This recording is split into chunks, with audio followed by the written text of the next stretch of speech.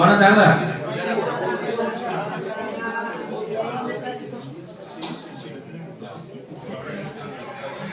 Bona tarda. Hola a tots i totes. És un honor que a la vista està el panel de ponents que tenim avui. Aquest acte no és un acte habitual, per això l'hem de destacar per tenir qui tenim. I també destacar l'esforç que ha fet especialment la Susi, la secretària de Transició Energètica i Medi Ambient de Podem, i que ha fet possible aquesta trobada. Ella i més gent, però ella personalitza un esforç col·lectiu, que això sigui possible. Llavors, l'important és el que ens puguin compartir avui l'Antonio Turiel, investigador del CSIC, el Juancho López Duralde, no li cal presentació, d'Alianza Verde, a Luis González Reyes, de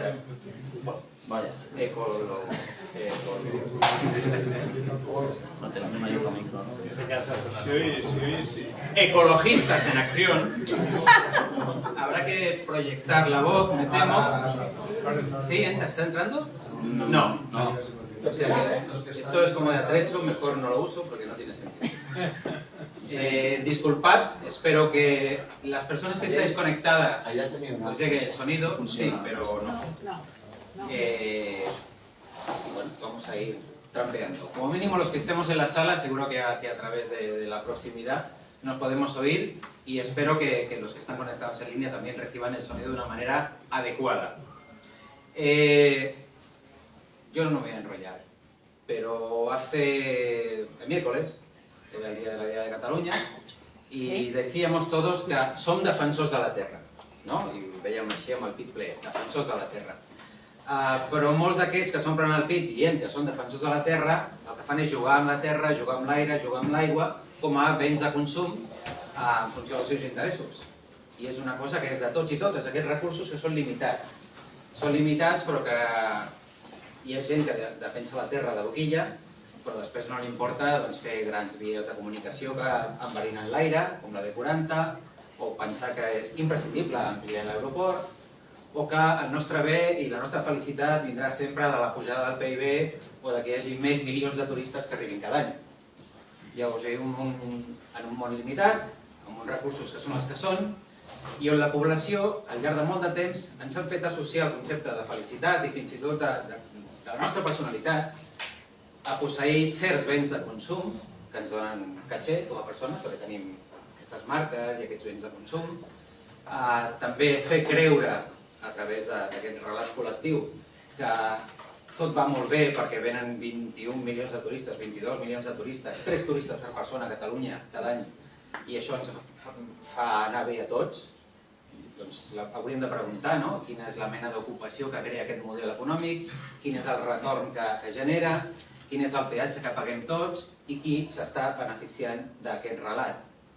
El mateix passa amb molts altres temes, evidentment el de l'aeroport és flagrant, però la idea aquesta és només posar la qüestió sobre la taula, i també serà important saber com, des del nostre discurs, des de la nostra posició política, des dels moviments populars, des dels partits, que realment no compren aquest relat que créixer i que tenir un PIB que es dispara és la felicitat col·lectiva, doncs com fem que aquest discurs cali i arribi a la gent, i realment no tenir aquesta barrera que molta gent fa, que entengui que l'ecologisme és una cosa de pijo progres o d'una gent així molt acadèmica, i que en realitat afecta, i especialment afecta els més humils, sempre els més humils, que són els que depenen dels recursos col·lectius. Per tant, jo ja no parlo més, faran intervencions d'aproximadament 10 minuts, cadascun dels ponents. En primer lloc, l'Antonio Turiel Martínez serà qui farà la seva intervenció, després el Luis González Reyes i finalment el Juancho López Duralde. Les preguntes les farem tots al final, la idea és fer una mica de debat amb el conjunt d'exposicions que puguin fer, i sisplau, no us talleu, pregunteu, opineu, si no esteu d'acord amb alguna cosa segurament també la podrem contrastar, i a partir d'aquí jo callo i sisplau aneu projectant la veu, perquè aquí el tema aquest no tira. Sí. Vale. Bueno, pues nada, yo lo que voy a intentar hacer es un poco el diagnóstico de por qué realmente no podemos sostener un sistema basado en el crecimiento por más tiempo, ¿no? También conviene decir que si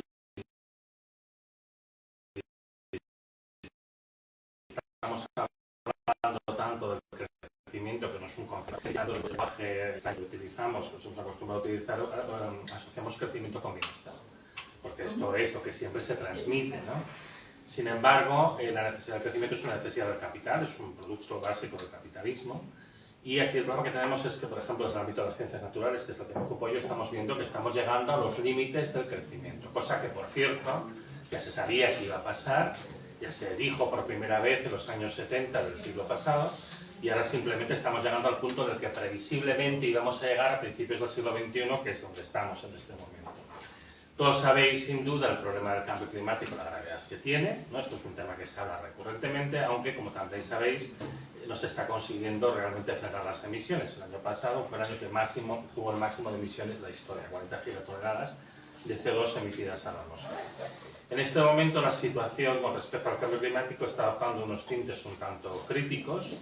Sabéis que el promedio de la temperatura de todo el planeta de los últimos 365 días se sitúa en 1,6 por encima del nivel preindustrial. Se había fijado en la conferencia de París en el año 2015 intentar no llegar al 1,5, claro, tampoco hemos disminuido las emisiones y ahora mismo estamos en 1,6, impulsado por varios fenómenos transitorios como es el Niño, pero el Niño ahora se ha acabado, el Niño de 2023-2024, y el sistema Tierra no está relajando porque estamos entrando en una fase nueva, pero estamos observando, entre otras cosas, en un sobrecalentamiento de la superficie del océano, que justo como yo soy oceanógrafo es de lo que más me ocupa. Y este sobrecalentamiento está llevando pues, a un incremento bastante importante de eventos extremos, como el que vamos a vivir, posiblemente por algún coletazo aquí en Cataluña, a principios de la semana que viene, ¿no? Pero que va a afectar sobre todo a la península de Italia y al centro de Europa. Lo que vamos a ver, por un Mediterráneo que está 2 grados por encima de los niveles del año 80, como vamos a ver tempestades con un volumen de descarga y de vientos muy por encima de lo que sería habitual en esta época del año. Estamos viendo muchas alteraciones muy profundas, como por ejemplo la lluvia intensa que hubo en el Sáhara la semana pasada, que es un evento que no se veía nunca realmente, ¿no?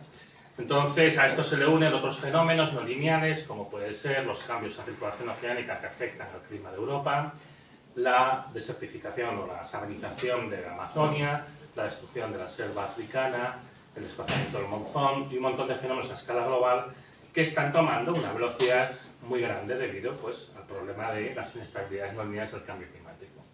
Recordad también que el cambio climático es solamente uno de los 9 límites planetarios que se identificaron por parte del Instituto de Resiliencia de Estocolmo hace 15 años y que con el trabajo de varios miles de científicos de todo el mundo ahora se ha identificado dónde están estas 9 variables que miden el estado de salud del planeta y, por desgracia, hemos rebasado los límites de seguridad en 6 de estos límites planetarios, uno de los cuales es el cambio climático, pero hay otros, incluyendo las sustancias tóxicas que hemos dispersado en el medio ambiente, los cambios en los ciclos biogeoquímicos, la pérdida de biodiversidad, los cambios del uso del suelo y la falta de agua dulce, que son esos 6 límites que están rebasados. Sobrepasar cualquiera de los límites planetarios pone la continuidad de la especie humana en peligro.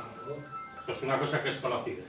No hemos sobrepasado uno, sino que hemos sobrepasado 6, con lo cual las alarmas están sonando con mucha fuerza y nos hacen darnos cuenta de que bueno, pues el problema ambiental es muchísimo más grave, tiene mucho más alcance, es mucho más serio, cosa que se lleva teniendo claro, evidentemente, por las asociaciones ecologistas desde hace muchísimos años, ya los años 60 y 70, ya se estaba hablando de estas cosas y ahora simplemente lo que ha hecho es seguir un curso a peor.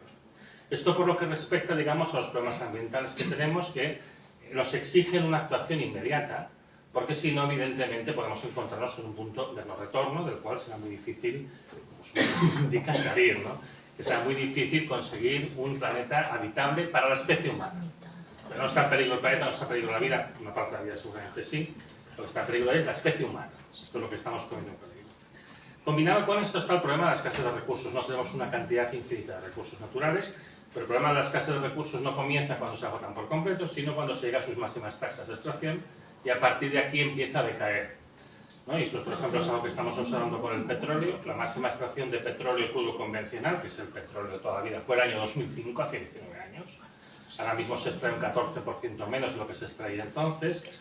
Y si le añadimos lo que se llama los petróleos no convencionales, que no valen para todo, vale, para algunas cosas el máximo fue en 2018. Ya llevamos 6 años de caída, con una caída superior al 3%. De momento es lenta, se va a acelerar. Lo que cae muy deprisa es el diésel. Entonces vivimos en un tiempo de descuento en el que hay una escasez creciente de diésel en el mundo, está habiendo muchos problemas en Latinoamérica y en África por falta de diésel. La producción de diésel actualmente es un 20% inferior a lo que fue en el periodo del 2015 al 2017 y esto solo puede agravarse. También es cierto que estamos hablando de un producto derivado del combustible fósil petróleo que nos interesa quitar por las emisiones de CO2, pero el hecho es que no lo hemos quitado y por desgracia además tenemos una industria muy montada en torno al diésel y al resto de combustibles fósiles. El petróleo y el carbón, el gas natural y el carbón aún no han llegado a sus máximos, pero ya están muy cerca, sobre todo en el caso del gas natural. Y a partir de aquí comenzará una fase de descenso exactamente igual que el petróleo, lo cual quiere decir que incluso si nos dieran exactamente igual los problemas ambientales, no vamos a poder mantener este sistema, este modelo de vida, en esta falsa idea de que crecer es bienestar, simplemente porque nos va a faltar el combustible para hacerlo. Y luego ya en el caso del uranio, me hace mucha gracia cuando iba a hablar del nacimiento nuclear, cuando justo de todas las materias primas no renovables la que cae más deprisa y con más fuerza es el uranio, que llegó a su máximo en el año 2016 y ahora ya está un 23% por debajo de los niveles, cosa que por cierto era previsible dada la geología del uranio. A esta escasez de las materias primas energéticas no renovables unimos muchos metales que son indispensables en el modo de transición y ahora mismo el más comprometido es el cobre. Por eso a estos robos de cobre, yo que cojo muchos robadías por aquí, pues de vez en cuando te roban algún transformador y entonces te quedas colgado con el tren, ¿no? Bueno, hay un problema con la producción de cobre en el mundo, parece que ya está muy cerca de su máximo posible y en todo caso no hay suficiente cobre para intentar abastecer unos planes de crecimiento, incluso con las tasas de reciclaje que se están proyectando fantasiosas en los que es muy simple. Nunca tuvo sentido crecer infinitamente en un planeta finito. Esto nunca tuvo sentido. Esto siempre fue una cosa absurda. Entonces lo que tenemos que plantearnos es, en vez de intentar resolver el problema imposible, en vez de encontrar fuentes de energía mágica que nos permitan mantener las cosas tal cual están, lo que necesitamos es repensar las cosas. Y cuando hablamos de energía, ¿energía para qué? Y cuando hablamos de materiales, ¿materiales para qué? Y al final, en última instancia, ¿cuál es el modelo de sociedad? ¿Cuál es el modelo de consumo? ¿Cuál es el modelo de relación que queremos tener entre nosotros y con el medio ambiente? Y dicho lo cual, les cedo la palabra a Luis. Muchísimas gracias, Antonio.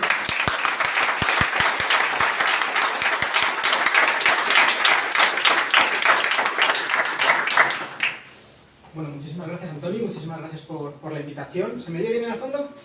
Vale. Yo voy a centrar mi intervención como en 5 ideas fuerza de cómo responder, bueno, una propuesta de cómo responder a lo que está planteando Antonio, ¿no? A este contexto, ¿no?, de crisis ambiental, al que le podríamos sumar claramente un contexto de crisis social y de crisis económica desde la perspectiva decrecentista. La primera idea, que resulta como bastante obvia después del tema del decrecimiento, del nombre del decrecimiento, es la reducción. Necesitamos reducir drásticamente nuestros consumos de materia y energía y además sin hacernos falsas expectativas.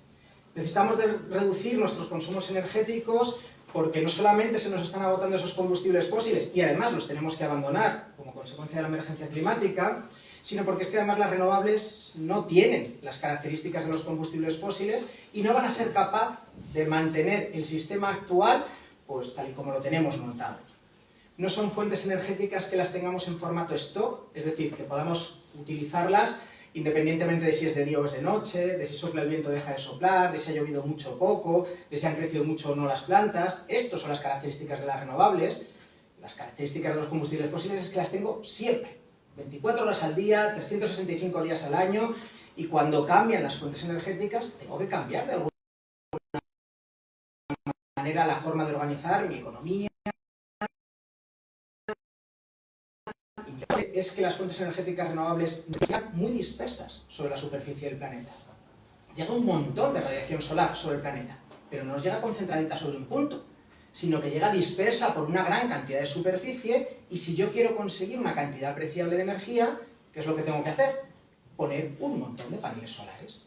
Eso significa un montón de materiales, y eso significa un conflicto en el uso del territorio, entre los usos energéticos, los usos alimentarios y los usos para la biodiversidad. Y los 3 usos ahora mismo son fundamentales. Así que esto tampoco es un problema que tenga que ver con lo técnico, es un problema estructural de esas otras fuentes a las que tenemos que ir, pero a las que tenemos que ir pensando en que nuestro orden social y nuestro orden económico va a tener que ser necesariamente distinto y va a pasar por esa reducción en nuestra disponibilidad energética.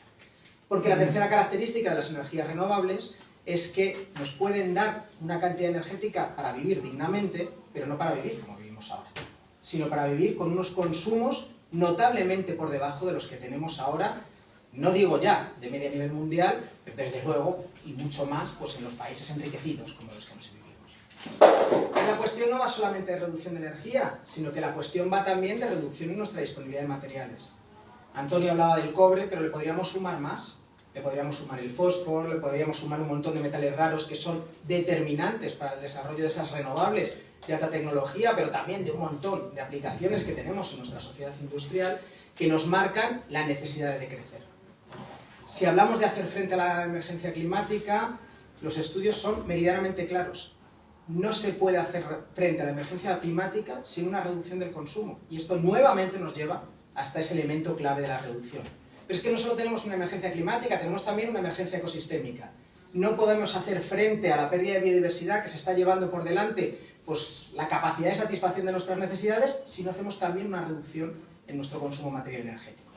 Así que la primera idea es reducir, y esto significa vidas de formas distintas, no vidas malas, sino vidas distintas de las que tenemos en la actualidad. La segunda idea sería relocalizar. ¿Relocalizar por qué?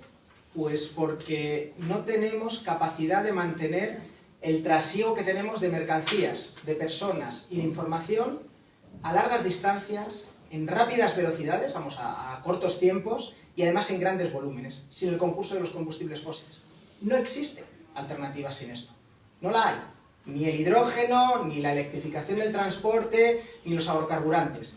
Esto puede mantener algo de la movilidad, pero está muy lejos de poder satisfacer los 1.300 millones de vehículos que hay en el planeta, o ese trasiego, ya digo, pues casi instantáneo que tenemos de unos lugares a otros.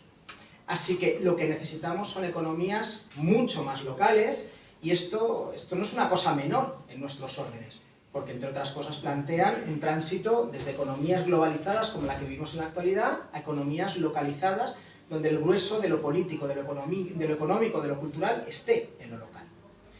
Y esto tiene un corolario, porque para tener economías localizadas que permitan satisfacer nuestras necesidades, necesitamos que esas economías sean diversas. No esta especialización internacional de la producción, ¿no?, en el que aquí se produce una cosa y en otros lugares se produce otra, no, sino poder producir todo lo que necesitamos las personas en cercanía. Y esto es otro cambio económico de amplísimo calado. La tercera idea, la primera reducción, la segunda relocalización, la tercera sería integración. ¿E integración en qué? Integración en el funcionamiento de los ecosistemas. En los últimos 200 años, los seres humanos hemos vivido como si no hubiese límites en el planeta y como si no dependiésemos del conjunto de la trama de la vida. Y dependemos del conjunto de la trama de la vida. Dependemos, entre otras cosas, para esto que se ha denominado la economía circular. ¿La economía circular qué es? Es reutilizar una y otra vez los materiales. Y la economía circular existe en este planeta. Es la que tienen los ecosistemas. Son capaces de reciclar el fósforo, el nitrógeno, el carbono, del orden del 99,5% o el 99,8%. Esto es algo que está en la estratosfera de la economía humana, que ahora mismo tenemos unos niveles de circularidad del orden del 8%. Y esto es determinante para la vida, porque no entra materia nueva en nuestro planeta, y el cobre no se genera de forma espontánea. Hay el que hay. Así que necesitamos hacer una economía circular como la que hacen los ecosistemas. Y esa no es una economía capitalista. Esa es una economía radicalmente distinta a la capitalista. ¿Y por qué? Porque en nuestra economía, digamos que hay 4 tipos de residuos. Uno es lo que se dispersa, pues el fósforo que yo he añadido a los campos y que queda luego diluido en los acuíferos, por ejemplo, que no lo podemos hacer circular. Otra es lo que se emite, cuando yo he quemado CO2 y lo he emitido a la atmósfera, eso nunca se va a volver a convertir en carbono o petróleo. Bueno, se convertirá con el concurso de la naturaleza dentro de millones de años, pero no para el año que viene, que es lo que necesitaría nuestra economía. El tercer elemento sería lo que convertimos en stock: carreteras, edificios, bueno, todo lo que construimos las sociedades humanas, que es fundamental para el capitalismo. Porque la especulación urbanística no ocurre única y exclusivamente en Cataluña, en el Estado español, sino que ocurre en China, en Estados Unidos, en Alemania. Es un elemento transversal a la reproducción del capital, sin la cual nuestro sistema da problemas. Así que el último elemento, que son las excreciones de nuestro sistema, lo que denominamos basura habitualmente, que tampoco puede ser circularizado, tampoco puede ser reciclado al 100%, aunque fuese reciclado al 100%, nos quedarían los otros 4 elementos, lo que queda acumulado en stock, lo que se dispersa y lo que se emite, que nunca jamás va a poder ser circularizado. Así que hablar de una economía circular es hablar de una economía distinta a la que tenemos en la actualidad, entre otras cosas, hablar de una economía que no es una economía industrial, sino que es una economía agraria. Porque las economías agrarias sí que son capaces de hacer circular el uso de sus materiales gracias a que se apoyan y que se insertan en el conjunto del funcionamiento ecosistémico. Así que cuando pensamos en transiciones, pensemos no en una cuarta revolución industrial, sino que pensemos más en transiciones hacia un metabolismo agrícola, no cualquier metabolismo agrícola, sino un metabolismo agrícola basado en lo que podría ser pues, todo lo que es la agroecología. Cuarta idea. Nuestras sociedades no solamente tienen un problema ambiental, sino que tienen un problema social de primer orden.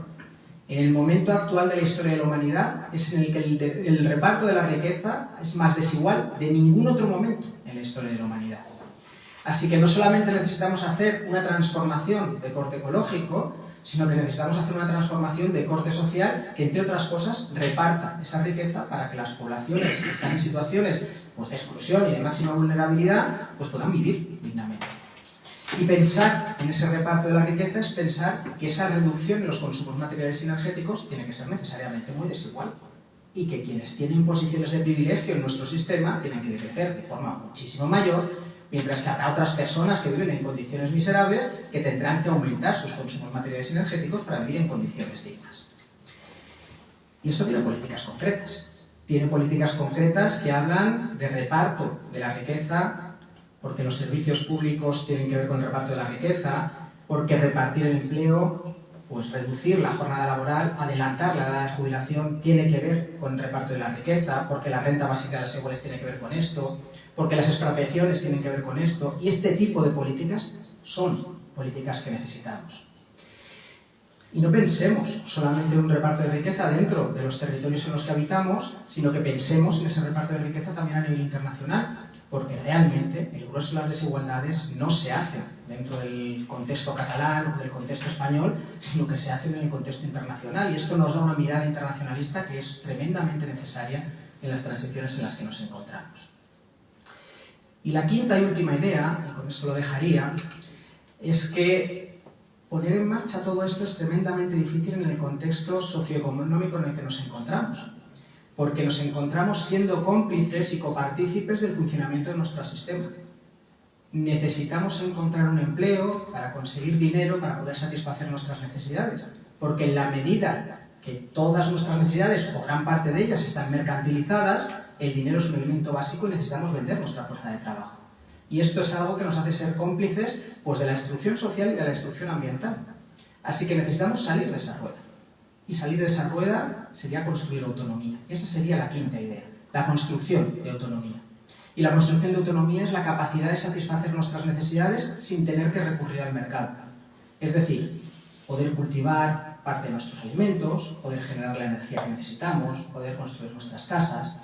Obviamente todas estas cosas no las vamos a hacer de forma individual, sino que necesitamos hacerlas de forma colectiva en unas economías que sean comunitarias y que articulen un poder popular que nos permita recuperar el poder sobre nuestras vidas.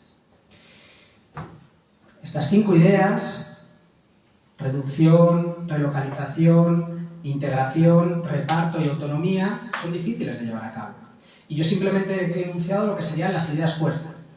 Hicimos un libro hace poquito, ¿no? Un compañero y yo de Ecologistas en Acción, pues para plantear cuáles podrían ser un aterrizaje concreto en los distintos sectores de la economía productiva española, pues como para aterrizarlo, que sería este, que podéis tener disponible. Pero es que para Cataluña, de la mano de CGT y un consorcio de otra serie de organizaciones lideradas por el sindicato, hemos hecho un aterrizaje de cómo podrían ser estas transiciones en el ámbito catalán, ¿no? Y cómo nos las imaginamos más allá de estas ideas fuerza, en prácticas concretas en lo que tiene que ver con la alimentación, en lo que tiene que ver con la generación de energía, en lo que tiene que ver con las telecomunicaciones o en lo que tiene que ver con el turismo.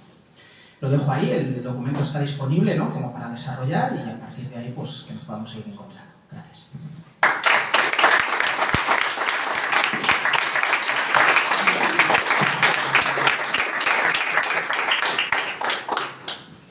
Voy a intentar dejarlo así, se oye bien, ¿no? Se ve que se sabe. No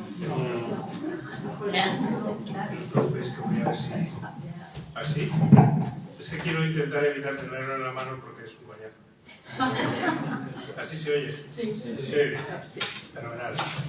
Pues yo quería dedicar estos minutos a hablar de, bueno, de algo que los y las que estamos aquí, pues a lo que los y las que estamos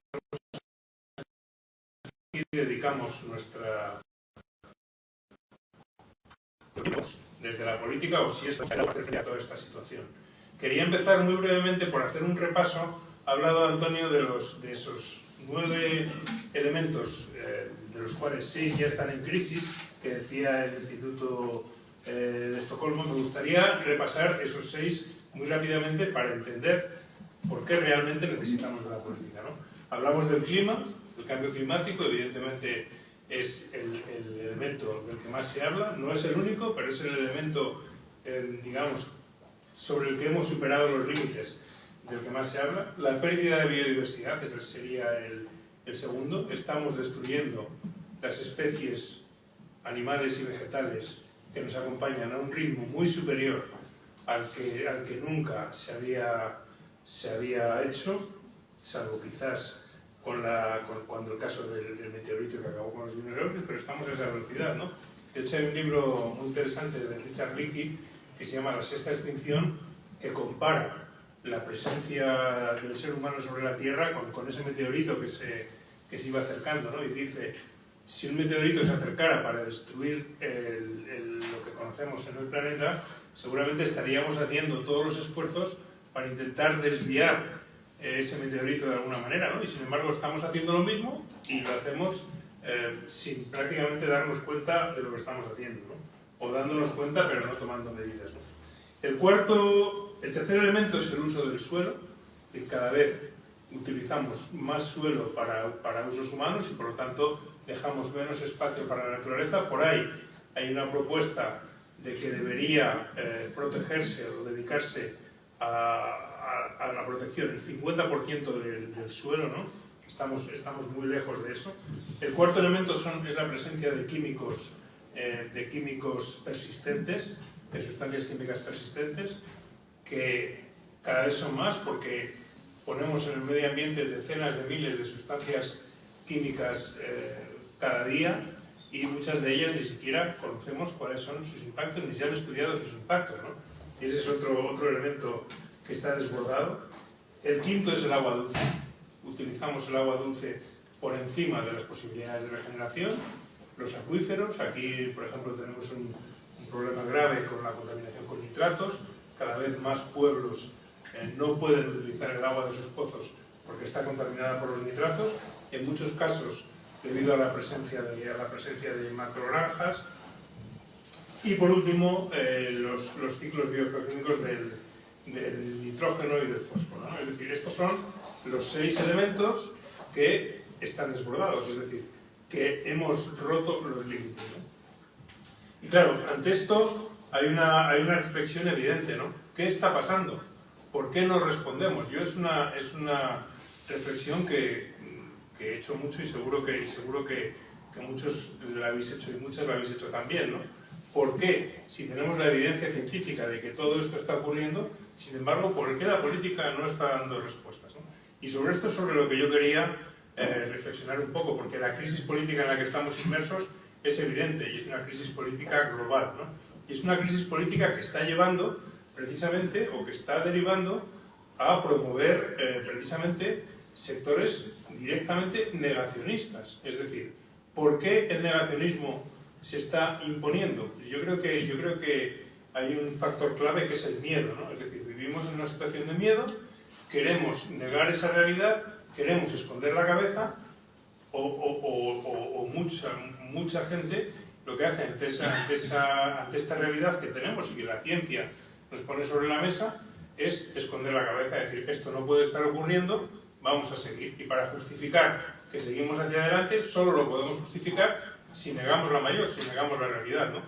Y eso hace que sea más atractivo el discurso de un personaje que a lo mejor lo que nos cuenta, en vez de decir tenemos un cambio climático sobre nosotros gravísimo, tenemos que hacer algo de inmediato, nos cuenta que los inmigrantes se están comiendo los gatos de su barrio, y eso resulta que es un discurso político que tiene mucho más éxito, ¿no? Yo creo que esto es una situación muy grave, y de alguna manera lo que está ocurriendo es que, desde mi punto de vista, luego evidentemente lo podemos debatir, hay, digamos, una burbuja ajena, una burbuja que es la burbuja política, digamos, o el debate político, que es ajeno a la realidad de lo que la ciencia nos está diciendo, ¿no? Y son dos burbujas con las cuales prácticamente no hay interrelación. Y cuando uno participa en los debates en el Parlamento, como yo he tenido ocasión muchos años, pues te das cuenta que traer estas cosas que estamos hablando aquí y llevarlas al Parlamento es muy difícil plantearlas con éxito, porque es una burbuja completamente ajena. ¿Por qué es ajena? Bueno, yo voy a decir algunos elementos que a mí me parecen fundamentales, ¿no? En primer lugar, el greenwashing. Yo creo que nadie, ningún sector, hablo en este caso de la política, no hablo de las empresas, donde el greenwashing es una evidencia y lo conocemos bien, pero también en la política, ¿no? Ningún sector, hasta ahora ya la extrema derecha es diferente, porque la extrema derecha, como digo, es negacionista, pero ningún sector quiere reconocer que no les interesa la cuestión ambiental. Lo que ocurre es que tapan la falta de iniciativas con anuncios. Hoy, esta misma semana, estamos viviendo uno, que es el caso del gobierno español. Sale Pedro Sánchez diciendo, vamos a dar 40 millones a la bicicleta. Y bueno, pero ¿qué hay detrás? Es decir, ¿cuáles son las políticas de ese gobierno? ¿Realmente podemos decir que el gobierno a día de hoy está haciendo políticas ambientales avanzadas? Las leyes que se han aprobado en el Congreso no se aplican. Sería, por ejemplo, mucho más interesante que el gobierno se dedicara a obligar a las ciudades a tener zonas de bajas emisiones, como dice la ley de cambio climático, pero solo el 13% de las ciudades tienen zonas de bajas emisiones, ¿no? Y sin embargo dice, bueno, vamos a dar dinero a la bicicleta. ¿Realmente podemos pensar que es una buena solución ambiental el que el gobierno de la nación apoye a la ciudad de Madrid, por ejemplo, a tener más bicicletas? No lo es, sabemos que no lo es puro greenwashing, pero con eso, con una llamada de gran impacto mediático, pues parece que lo cubren, ¿no? Otro aspecto que a mí me parece también muy relevante y que yo he vivido y que tiene mucho impacto son las puertas giratorias.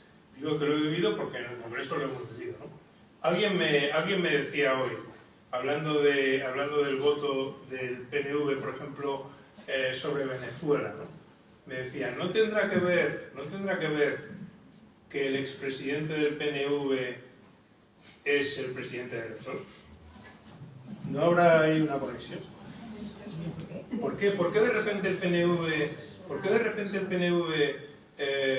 vota, digamos, para decidir en el Congreso esa propuesta del PP quién debe ser el presidente de Venezuela, que es algo que es absolutamente surrealista, ¿no? ¿Os imagináis que el Congreso en noviembre vote quién es el presidente de Estados Unidos o el Congreso español? Eso no lo van a hacer, ¿no? Pero con Venezuela lo están. Yo creo que es un ejemplo, claro, de puerta giratoria, ¿no? Es decir, bueno, pues esto puede afectar bueno, perdón, creo que eso es otro elemento que tiene mucho que ver, ¿no?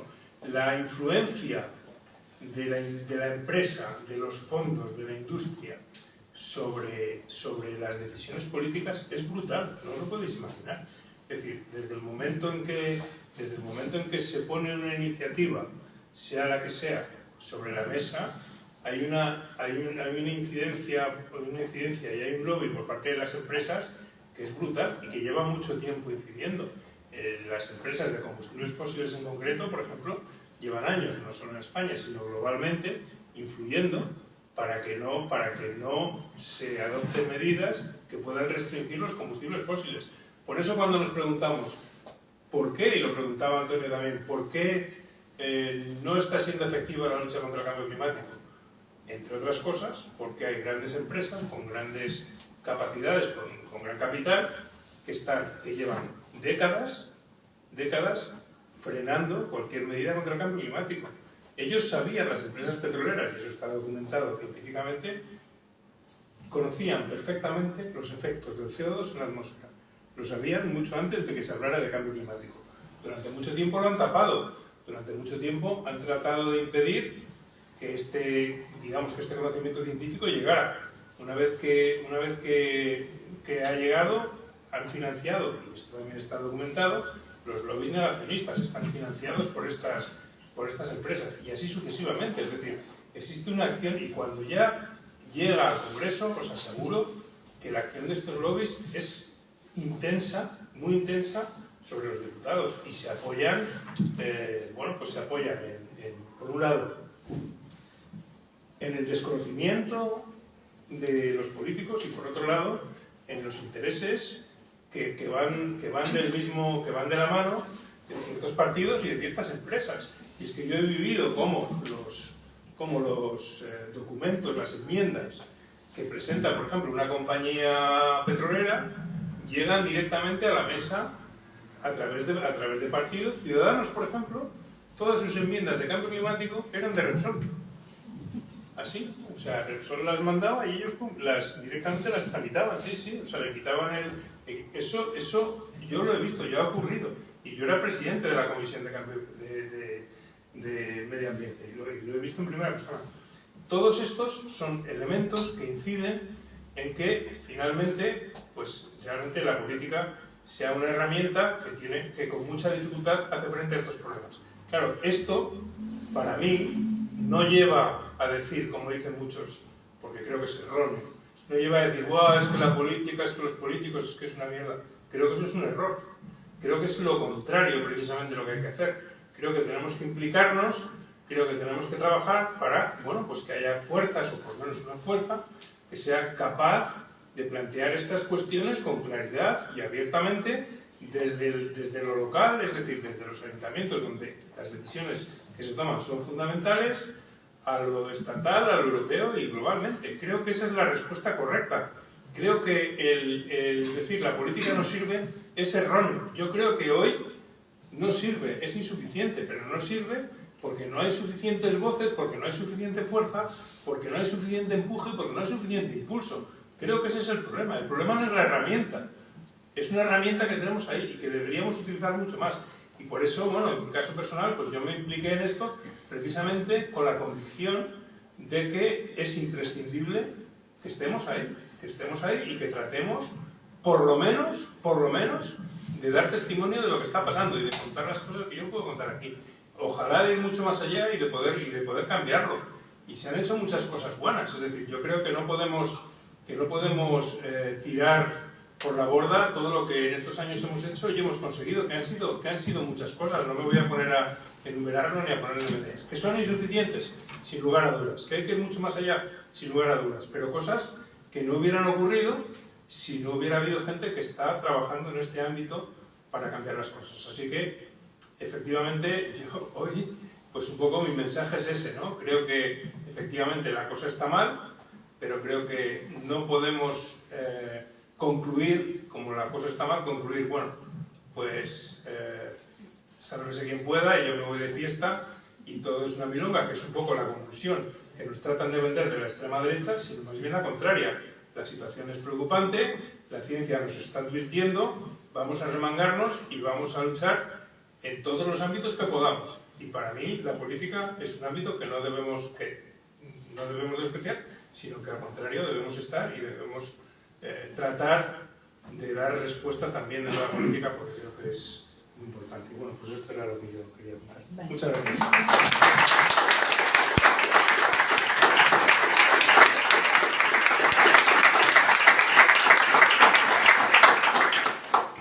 Bueno, ya han dicho muchas cosas y creo que muy interesantes y con mucha base, pero hay una cosa que me parece importante, es que cuando hablamos del crecimiento siempre lo asociamos al PIB, ¿no? Y que vamos subiendo y eso significa que somos más ricos y no sé qué. Hay un estudio, voy a hablar de las Baleares porque es donde me he metido un poco más estos días, Y hay un estudio que dice que en 21 años han pasado de la lista, digamos, mundial, o europea, perdón, del PIB, de las Baleares, estaban en el puesto número 46, en estos momentos están en el 110. Evidentemente es una locura, porque ellos turismo tienen para dar y regalar. De hecho, ha empezado antes hablando de que había un 3% para cada catalán, en cambio... Tres turistas, sí, perdón, no tenemos tres, perdón, sí. Pues allí tienen 21 turistas por cada ibicenco. Me parece que 18 por cada mallorquín y 13 por cada menorquín. O sea, que ellos saben muy bien de lo que están hablando. Pues no, viven de puta pena. No tienen, perdón, pero no tienen agua. Están pasándolo, francamente, mal. Están viviendo, porque esto del PIB que decimos que nos lo repartimos, es como aquello que dicen, pues... El sueldo medio está, y dices, ¿dónde está? La gente come tanto pollo. ¿Quién se lo come? Se lo comen 4, como siempre. Cuando hablamos del PIB estamos hablando de las grandes compañías, esas compañías muy bien especializadas en sacar el dinero a paraísos que nosotros no vemos, que pagan los impuestos mínimos y que tienen un trabajo muy bien hecho, y encima nosotros paga la misma agua a un señor, una parejita de ancianos que están viviendo en un pueblo que paga el que se ha puesto allí al lado, con el campo de golf, con el jacuzzi, con las piscinas. El litro de agua les sale igual, y si lo estamos financiando nosotros. Porque si tenemos un agua, y como bien ha dicho Turiel, todos los recursos que tenemos no son infinitos, son finitos. Y lo que estamos haciendo es que unos señores hagan un negocio maravilloso a costa de esto, hay que planteárselo, hay que planteárselo. Otra de las cosas que, porque esto nos afecta, es una cosa transversal, porque nos afecta en vivienda, nos afecta en sanidad, nos afecta en lo que tenemos de renta para todos nosotros, nos afecta de muchas formas. En vivienda hemos visto que hay cerradas que no se utilizan, hay unas cantidades aquí en Cataluña, me parece, que están sobre los 400 y pico mil viviendas que no se utilizan como mínimo en un año. Esto lo comprueban por la luz, porque no está conectada, porque no está utilizando nada de esto. Evidentemente, habrá muchas premisas en todo esto, con un tanto por ciento importante de esto, aunque sea un 20. Son viviendas que están ahí, que se podrían utilizar. Y esto está pasando aquí, pero está pasando en todas partes. Tenemos que tener claro que el crecimiento no significa riqueza. Significa riqueza para los de siempre. Pero para nosotros, yo creo que todo el mundo, si analiza un poco, estamos perdiendo nivel para vivir. El nivel per cápita ha bajado. Entonces, tengamos claro que regalamos el dinero y que desde el partido, nuestro partido político o cualquiera, porque esto es transversal, tendríamos que tener claro quién somos y dónde estamos, no plantearnos, preocuparnos, hoy que va a bajar el PIB. No va a bajar nada. Va a bajar para unos que no van a ganar dinero, que se irán a explotarlo por otro lado. Pero esa lucha la tenemos que hacer. Y yo no voy a hablar más porque me parece que lo que han dicho ellos ya es súper importante. Y en estos momentos, si os parece bien, estaría empezar a hacer preguntas y que tengamos un debate más abierto.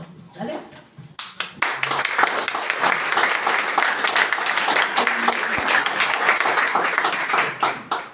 ¿Sí, no? Vale. Hola, buenas tardes a tothom. Soc Francesc de la Garriga y bueno, quería poner sobre la mesa unas dudas que tengo. Se habla mucho de transporte público, bicicleta eléctrica, coche eléctrico y todo esto, pero quisiera saber el impacto que causan las baterías estas en el medio ambiente. Y la segunda pregunta que tenía, la segunda cuestión, referente al agua, los nitratos y todo esto, las desalentadoras.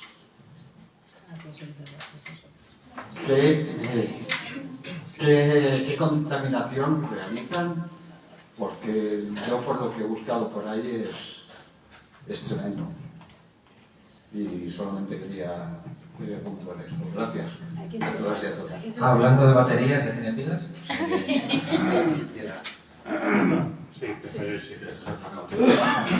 A ver, el tema de las baterías, evidentemente estamos hablando de que la batería típica... Toma la palabra, por favor.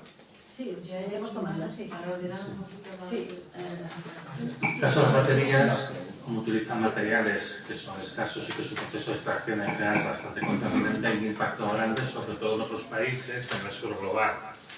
El impacto mayor ambiental de las baterías se produce siempre en la extracción. Entonces, la extracción de litio depende del tipo de explotación, generalmente consume mucha agua, y esto muchas veces es en países que son desérticos, ¿no?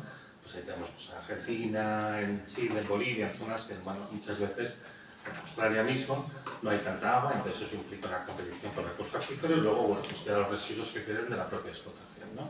Y ya si vas a otros elementos que se utilizan, como por ejemplo el cobalto y el níquel, bueno, pues ahí también tienes, a veces minas a cielo abierto, además con trabajos, claro que hace el impacto más ambiental, un impacto que es social y que se efectúa sobre todo en países del sur global. Luego hay un segundo impacto que es a nivel de las plantas de refinado de estos materiales. Entonces, mucha parte de refinado, sobre todo lo que son tierras raras, que se utilizan para muchos componentes electrónicos y demás. Esto genera un gran volumen de residuos tóxicos que generalmente se quedan en China, que es donde se efectúa la mayor parte del proceso de refinado, con bueno, pues, grandes balsas de sustancias tóxicas que pues, perjudican a las personas. El impacto que generan las baterías aquí, fundamentalmente, está a nivel de reciclaje, fundamentalmente. Y ahí, evidentemente, hay que hacer una normativa, que una batería no se puede disponer de ella de cualquier manera, entonces, en principio, sí se respeta la normativa, el impacto sería mínimo. El problema que tenemos con la gestión de residuos es que es cara, no de este específicamente, sino cualquier residuo químicamente activo, y es que es cara. Entonces, las empresas pueden tener la tentación de no reciclar o directamente coger el material y exportarlo a otro país para abandonarlo allí, como por ejemplo hacemos con la basura electrónica en Costa de Marfil. Costa de Marfil ahora mismo es un vertedero gigantesco en el que va a parar toda la basura electrónica. Entonces, los impactos son importantes, sobre todo si no se gestiona la normativa española, yo creo que es adecuada. Lo importante es que se cumpla, y eso, evidentemente, el problema que tiene es el coste que tiene, ¿no? En cuanto al tema de las desaladoras, el impacto ambiental más directo que tienen es la generación de salmueras. O sea, tú lo que haces es, bueno, pues hacer una pluma de sal concentrada, y esto es bien conocido, tiene un impacto en los ecosistemas locales. La sal, evidentemente, se disuelve rápidamente cuando vas a distancias grandes en el océano, pero en las zonas costeras puede tener un impacto, sobre todo los sustratos que se fijan en el fondo marino, porque la sal tiene que tener, lógicamente, como está saturada, a sentarse allí, se van dejando esos fondos que se cristalizan, los vuelven muchas veces inevitable, y luego en las zonas cercanas causa impacto, por ejemplo, en los peces, porque los peces tienen una tolerancia a la sal, y en general toda la vida marina tiene una tolerancia a la sal, incluso las algas tienen una tolerancia a la sal, ¿vale? Estos impactos suelen estar circunscritos a unos pocos kilómetros, porque enseguida se diluye, pero los impactos costeros pueden ser muy relevantes dependiendo del volumen de salmuera que se genera. Este es el impacto directo más grande que producen las plantas de desalinizamiento. Y bueno, no sé si queréis añadir alguna cosa más. Había 3 palabras pedidas. Sí. Quizá usted. Buenas tardes. Estoy totalmente de acuerdo con todas las exposiciones, pero ninguno de vosotros, hablando del decrecimiento, ha nombrado, ninguno de vosotros ni nadie nombra la cuestión de la demografía. La cuestión demográfica creo que genera un impacto muy enorme en la cuestión de la desaceleración. Un ejemplo, ¿cuándo la humanidad ha vivido mejor? En el siglo XIV, con la peste negra, cuando se quedó la población europea totalmente reducida, y cuando el señor feudal quería que le trabajaran las tierras, decía sí, pero paga condiciones de trabajo. ¿Por qué? Porque eran poquísimos. La ley del aborto en Norteamérica, la ley Rose versus Biden o una cosa así,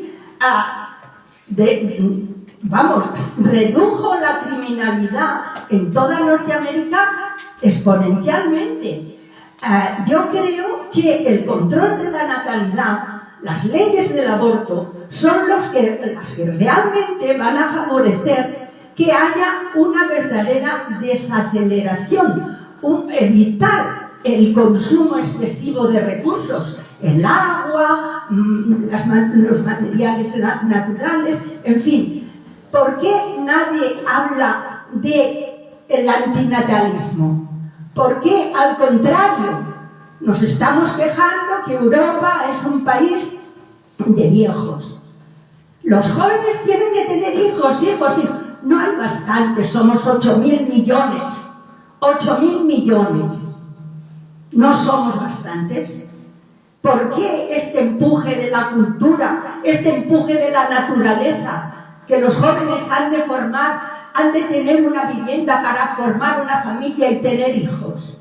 ¿Por qué siempre esta propaganda? ¿Por qué? Interesa tener masa obrera sobrante, interesa tener carne de cañón disponible.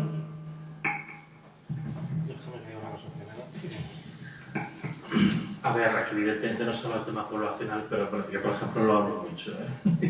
En cualquier caso, a nivel del impacto ambiental, lo que más impacto tiene, y esto es bien conocido, son las maneras de vivir.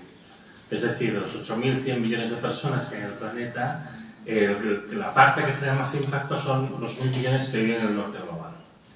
De hecho, si tú quitas esos 1.000 millones, reduces el impacto más grande.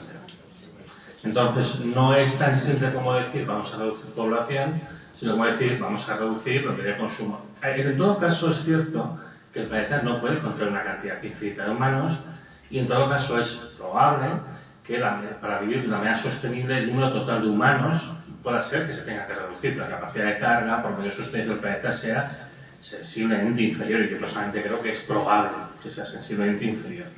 De todas maneras, una cosa que está comprobado que funciona como medida más eficaz sin ser cosa traumática, porque aquí lo que creo es que también estamos buscando soluciones de carácter humano, es fundamentalmente dar educación a la población.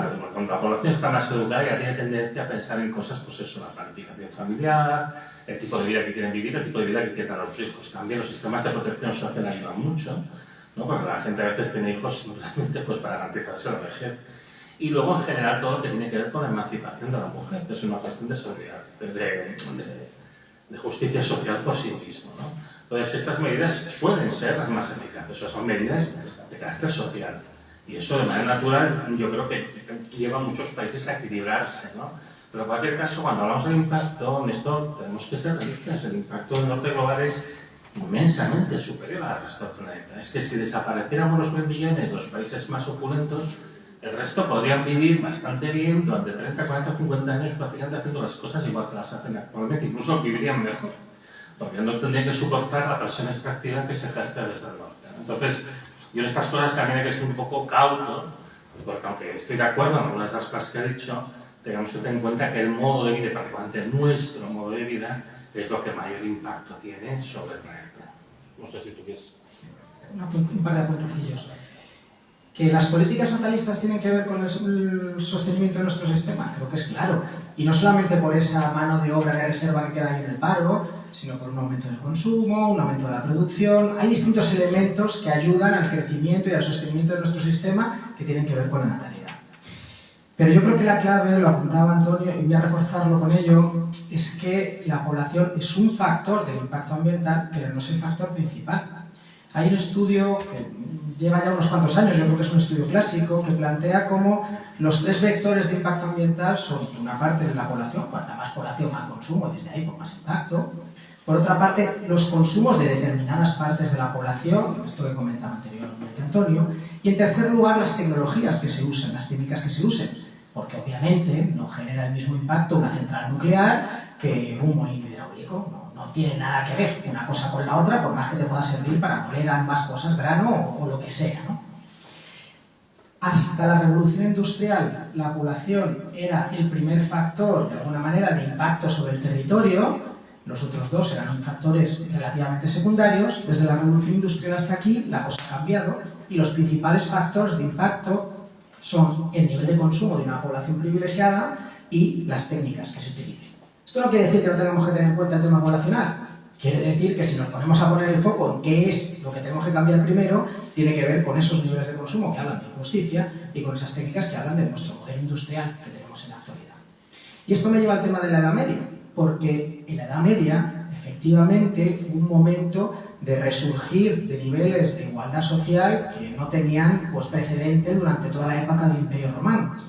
Y la peste negra tuvo un papel, lo ha comentado en la intervención, y es verdad, pero no fue el único papel. diría que más relevante que la peste negra fueron las movilizaciones, las luchas sociales que se articularon en el conjunto del continente, que permitieron doblar la mano en muchos aspectos a los señores feudales y a los proletarios. Y para mí esto es lo relevante. Lo relevante es, tenemos capacidad de organizarnos, y esa capacidad de organización es la que puede permitir que seamos capaces de hacer esos niveles de reparto que necesitamos para bajar esos consumos suntuarios o esos cambios tecnológicos, que en realidad es un cambio en nuestra organización social y política, más allá de que efectivamente la población es un elemento que tenemos que controlar. Yo no estoy diciendo que podamos crecer indefinidamente, porque nada puede crecer indefinidamente en este planeta. Siguiente.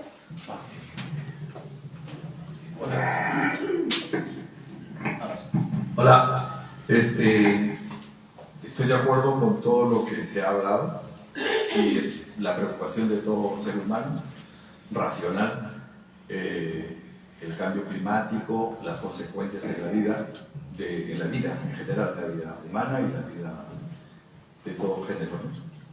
Pero yo creo que lo fundamental es el modo de producción capitalista, ¿no? La voracidad de los capitalistas hace que influya en el crecimiento de la producción, y el ser social determina la conciencia, ¿no? Y todos nosotros somos criados en un modo de producción capitalista y tenemos una incidencia psicológica de formación, y queremos consumimos, a pesar de que sabemos, ¿no? Todos sabemos que nos afecta, pero todos, la mayoría tiene coche, la mayoría hace una vida de pequeño burgués, ¿no? Y no podrá haber un cambio en la orientación hacia el consumo si no se cambia la sociedad en su modo de producción, ¿no? Los chinos están dirigidos por un partido comunista, pero tienen un modo de producción capitalista, y ese crecimiento desmesurado y va en contra de toda la lógica, ¿no? Yo pienso que lo fundamental, bueno, yo soy social, yo soy comunista, soy luchador social desde que era niño, y entonces siempre me ha preocupado en el cambio de tipo de sociedad, el modo de producción, que es lo fundamental. Bueno, esa es mi opinión.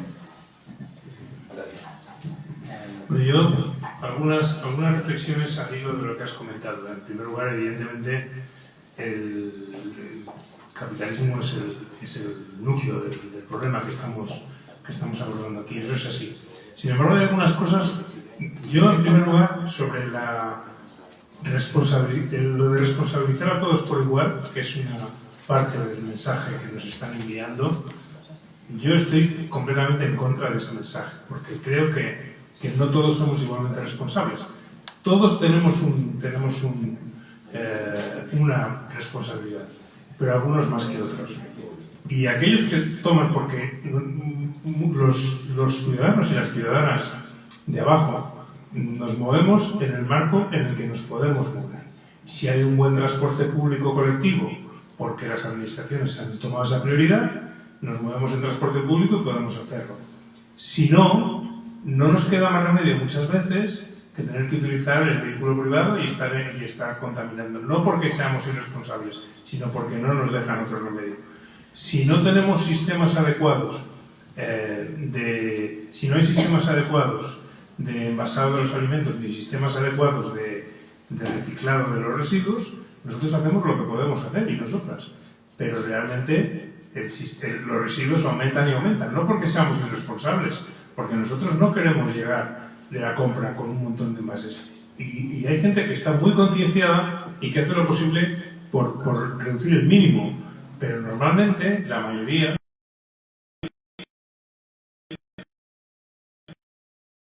está bastante preocupada con conseguir alimentarse y busca a lo mejor más precios económicos que el que a lo mejor no se generen muchos residuos, ¿no? Por lo tanto, yo por eso, y luego bueno, también relacionado con lo que se hablaba antes de la población, es que el 1% de la población genera tanto impacto, y esto está estudiado, como el 50% de la población más pobre. Por lo tanto, vamos a ver dónde ponemos el foco. porque a mí me parece que el foco hay que ponerlo, y por eso para mí la política es importante y las políticas públicas son fundamentales, y las políticas públicas son las que pueden reducir la crisis ecológica desde mi punto de vista. Hay un libro muy interesante que seguramente conoceréis, de Barry Commoner, En paz con el planeta, donde analizaba, es ya de finales del siglo pasado, donde analizaba 30 años de políticas ambientales en los Estados Unidos. ¿Y qué es lo que encuentra? Pues que las políticas ambientales que han funcionado son las políticas públicas. Es decir, cuando se encuentra que los niños tienen un alto contenido de plomo en la sangre, descubren que ese plomo es el derivado que se utiliza en la gasolina, y que cuando se emite a la atmósfera los niños lo absorben y por tanto sube su concentración de plomo. Y esa concentración de plomo solo baja cuando el gobierno prohíbe la utilización de plomo en la gasolina. Eso es una medida política efectiva. Se nos intenta ahora convencer de que lo que hay que hacer es concienciar. Entonces, concienciar, pero concienciando nunca se hubiera conseguido reducir la concentración de plomo, porque hubiera un porcentaje mínimo hubiera cambiado a otro tipo de gasolina. Por lo tanto, yo creo que efectivamente el capitalismo es el problema, y eso debe combatirse con políticas públicas que tengan en consideración realmente como una de sus prioridades transversales la lucha contra la crisis ecológica. Y eso no está ocurriendo, y no está ocurriendo por las cuestiones que yo he hablado antes. Por supuesto, los intereses económicos, los lobbies, el greenwashing, las puertas giratorias, todo eso. Y eso es lo que yo creo que tenemos que combatir. Por darle un poco de vuelta a esto, ¿no? Porque yo estoy de acuerdo con el matiz. Sí. Yo estoy de acuerdo con lo que plantea Juancho. No todo el mundo somos igual de responsables. No todo el mundo, desde luego, pues nos puede exigir lo mismo. Claramente estamos en situaciones de desigualdad, y yo estoy seguro que tú estás de acuerdo también en esta historia. No tenemos discusión con esto. Pero esto no quiere decir que no esté en nuestra mano una parte del cambio. Es más, que no seamos fundamentales y determinantes en esto. Me voy a ir al ejemplo de Mallorca, ¿no?, que se comentaba anteriormente, de las Baleares. Imaginemos ahora que se hiciese un referéndum en Baleares en el que se pusiese sobre la mesa que se iba a poner un veto, pero un veto de verdad, no una tasa turística de un eurito, no, un veto de verdad al turismo en Baleares, que no sea que pueden entrar unos poquitos menos, sino que cortamos de forma drástica el turismo en Baleares. Entendiendo, ahora no recuerdo el dato, que un porcentaje alto de la población de Baleares vive del turismo. Tal vez no quiera vivir del turismo, pero el hecho es que viven del turismo. ¿Qué es lo que iba a salir en ese referéndum? Pues uno imagina que cuando la gente tiene que escoger entre sus habichuelas y la coherencia, pues al final acabamos escogiendo las habichuelas. Todo el mundo acabamos escogiendo las habichuelas. Así que, más allá de las políticas públicas, que no las niego, si no somos capaces de vivir de otra forma, si no somos capaces de salirnos de esa rueda, no va a haber posibilidad de transformaciones de verdad y profundas. Y esto significa recuperar el poder de nuestras vidas. Esto significa recoger una de las cosas, de los lemas básicos del movimiento obrero, que era el cooperativismo, que eran los elementos de ayuda mutua, que eran construir las mutualidades. Si no conseguimos salirnos en la satisfacción de nuestras necesidades, de tener que depender del mercado, apaga y vámonos. Porque en realidad vamos a ir vendidos porque no vamos a tener capacidad de elección. Y esto yo creo que es un elemento estratégico desde mi punto de vista central, que no niega a los otros, ¿eh? No es que tengamos que escoger, pero creo que sin esto lo demás no vamos a conseguir articularlo.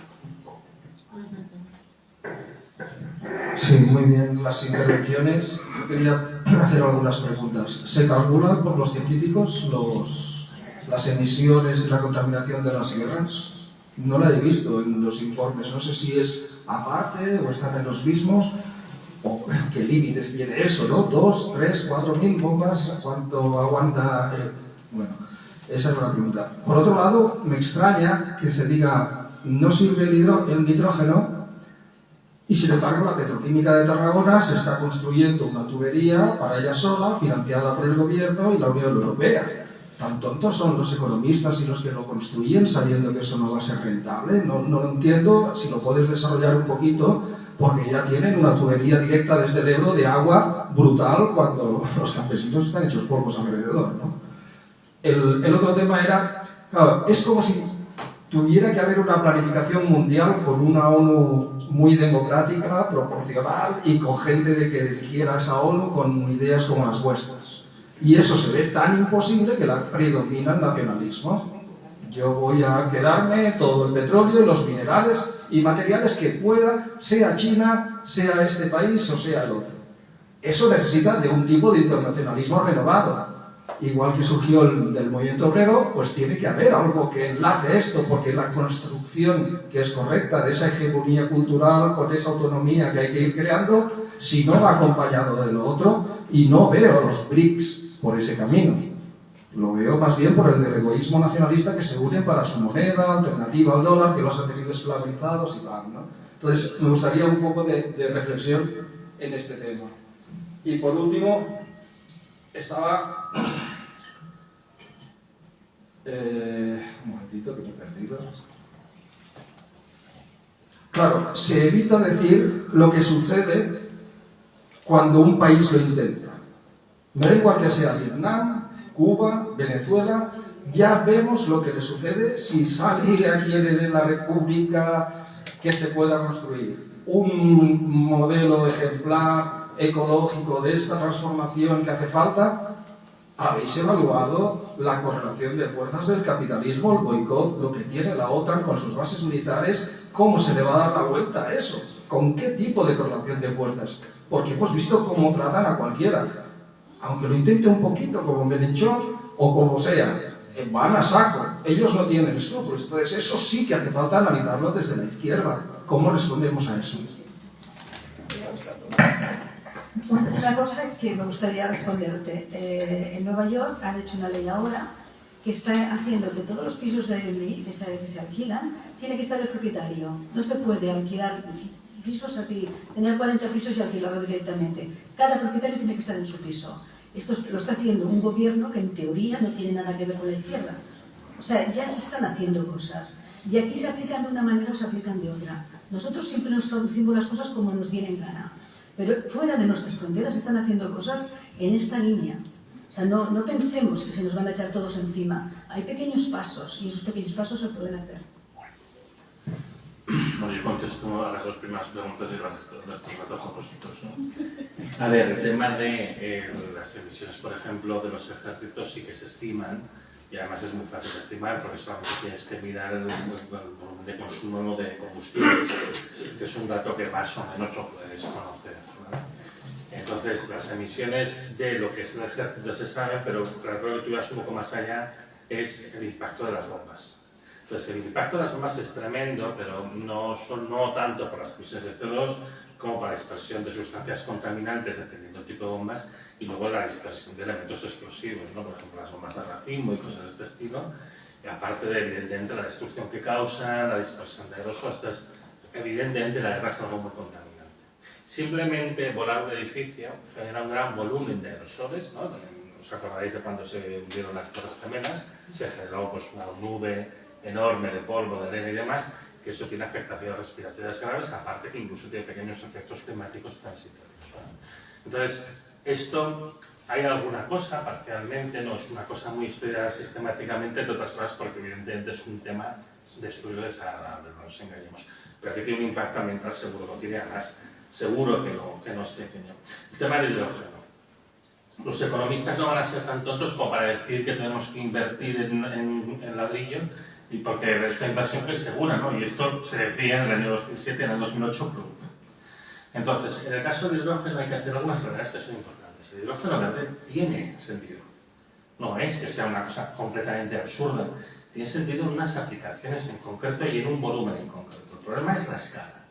Cuando hablamos de la transición energética, por ejemplo, cuando hablamos del sistema de generadora eléctrica industrial, de grandes parques y demás, eso tiene sentido en una escala apropiada.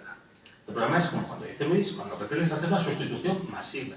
Entonces ahí te enfrentas al problema de los límites y después cuestiones técnicas que te lo limitan. El hidrógeno tiene sentido en una refinería, pero no para lo que se habla muchas veces de hidrógeno. El hidrógeno para motores es una mierda.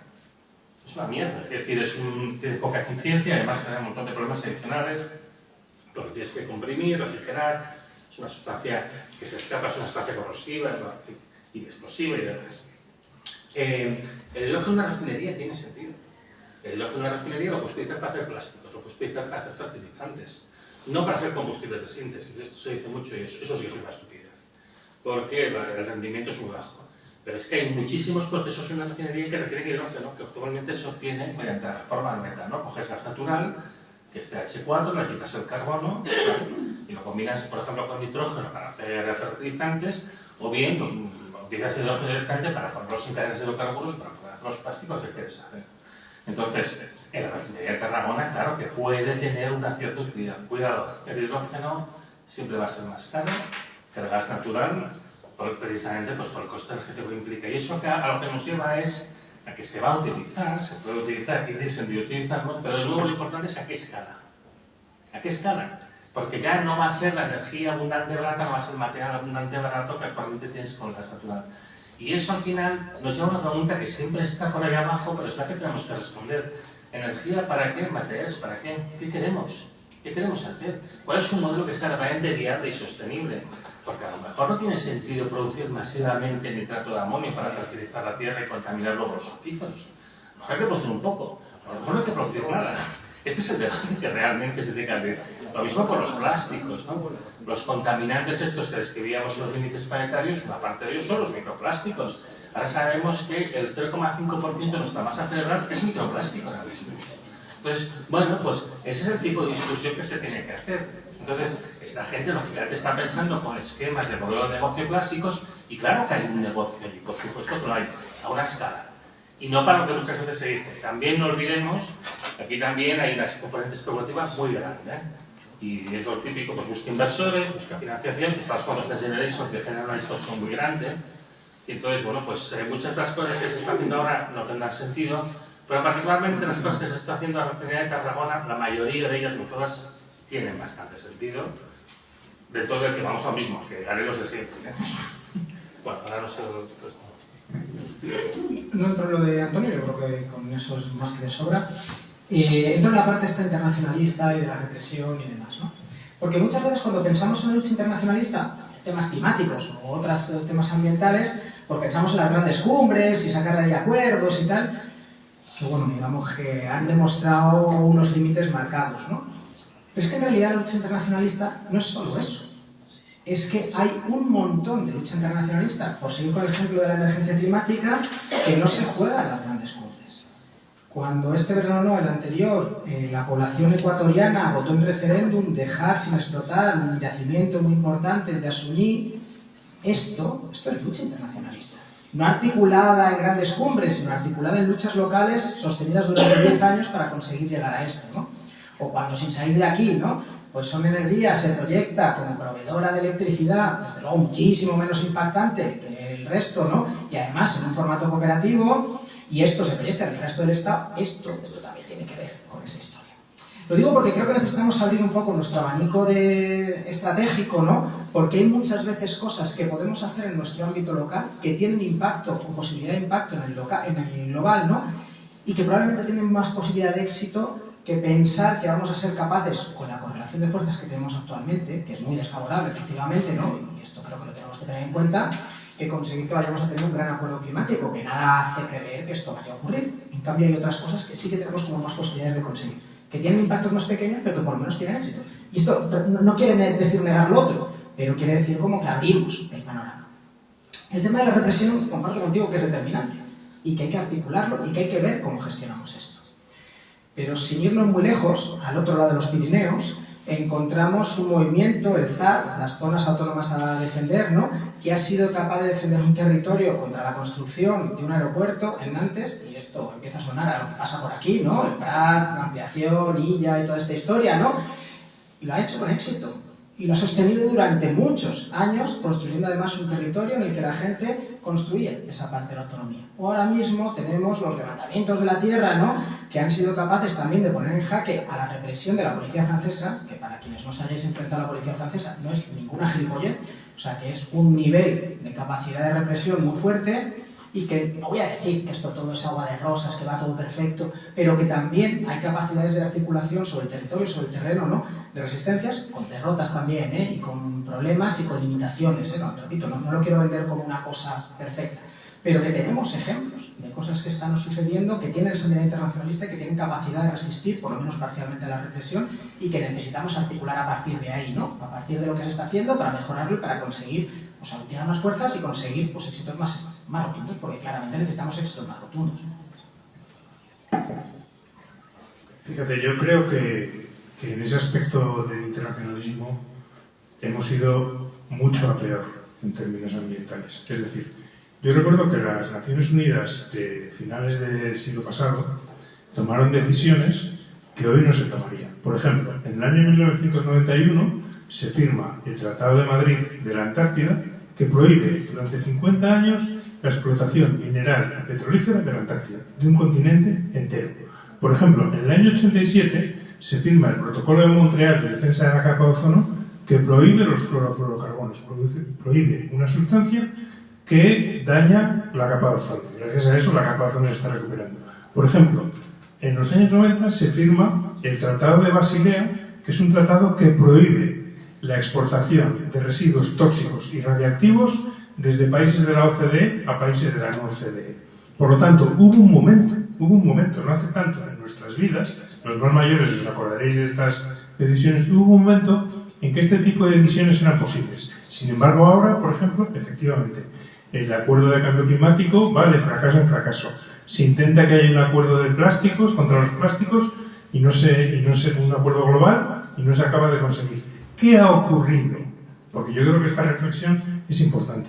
Y yo creo que lo que ha ocurrido es que el neoliberalismo, ha triunfado en dos aspectos. Por un lado, ha conseguido que los países, los estados, cada vez sean más débiles. ¿A cuenta de qué? Pues todas las privatizaciones, todo eso hace que al final, y ese proceso sigue, es lo que ahora intentan hacer, bueno, lo que está haciendo Milei en Argentina, lo que está haciendo Bolsonaro, y al mismo tiempo crece el poder de las corporaciones multinacionales. A día de hoy, los estados son mucho más débiles de lo que eran a finales del siglo XX, y hay corporaciones mucho más poderosas y que actúan de manera impune. Y este proceso ha ocurrido. Por lo tanto, es verdad que la acumulación, digamos que nuestras fuerzas son mucho menores, pero hay que pensar que eso se puede conseguir. Pero para eso, para mí, ¿por qué fue muy esperanzador el 15M y por qué estoy aquí? Porque de alguna manera hubo un despertar de la conciencia en ese sentido, es decir, tenemos que recuperar el poder, porque ahora mismo el problema es que el poder no está en nuestras manos, está en manos de esas corporaciones, y lo que tenemos que hacer es recuperar el poder, y es muy difícil, y lo estamos viendo, las hostias que nos llevamos todos los que estamos aquí y todas, pero creo que analizar lo que ha ocurrido, la represión, sin lugar a dudas, la represión es brutal. En este momento, la represión contra el ecologismo es injustificable y brutal. Es decir, que la Fiscalía del Estado califique de organización terrorista a organizaciones que su mayor delito es tirar tinta en el Museo del Prado sin dañar nada, es que es de coña. Que se esté persiguiendo a un activista antiballenero y que va a acabar sus días en la cárcel en Japón si no lo evitamos, que en el Reino Unido se haya condenado a años de prisión a activistas de Just Stop Oil por parar el tráfico en una carretera, esto es lo que está ocurriendo ahora mismo. Es decir, hay que ser conscientes de la represión que se está ejerciendo contra el ecologismo. ¿Por qué se ejerce esta represión? Precisamente porque la presión sobre los recursos naturales cada vez es mayor y, por lo tanto, el poder, en un ámbito amplio, lo que hace es perseguir con más fiereza todavía al activismo ambiental. Por tanto, es verdad que son más débiles, pero quiero recordar que no hace tanto se conseguían cosas que hoy será muy difícil conseguir, como por ejemplo impedir la explotación petrolífera de un continente entero. Es que pensarlo. O sea, ¿se podría conseguir hoy eso? Yo creo que sería muy difícil.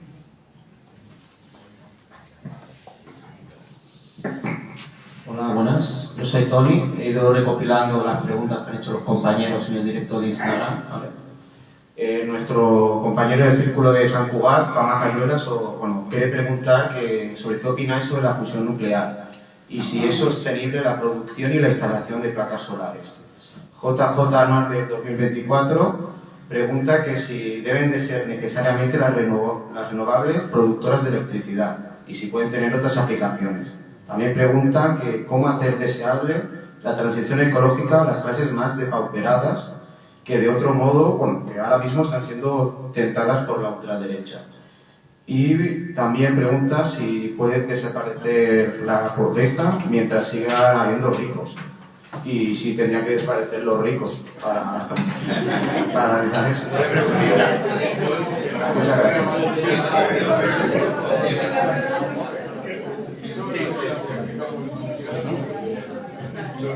Bueno, yo dejando el tema del internet, me voy a centrar en las primeras preguntas, ¿vale?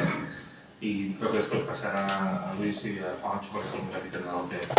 El tema de la fusión nuclear es algo que se está investigando desde hace muchos años.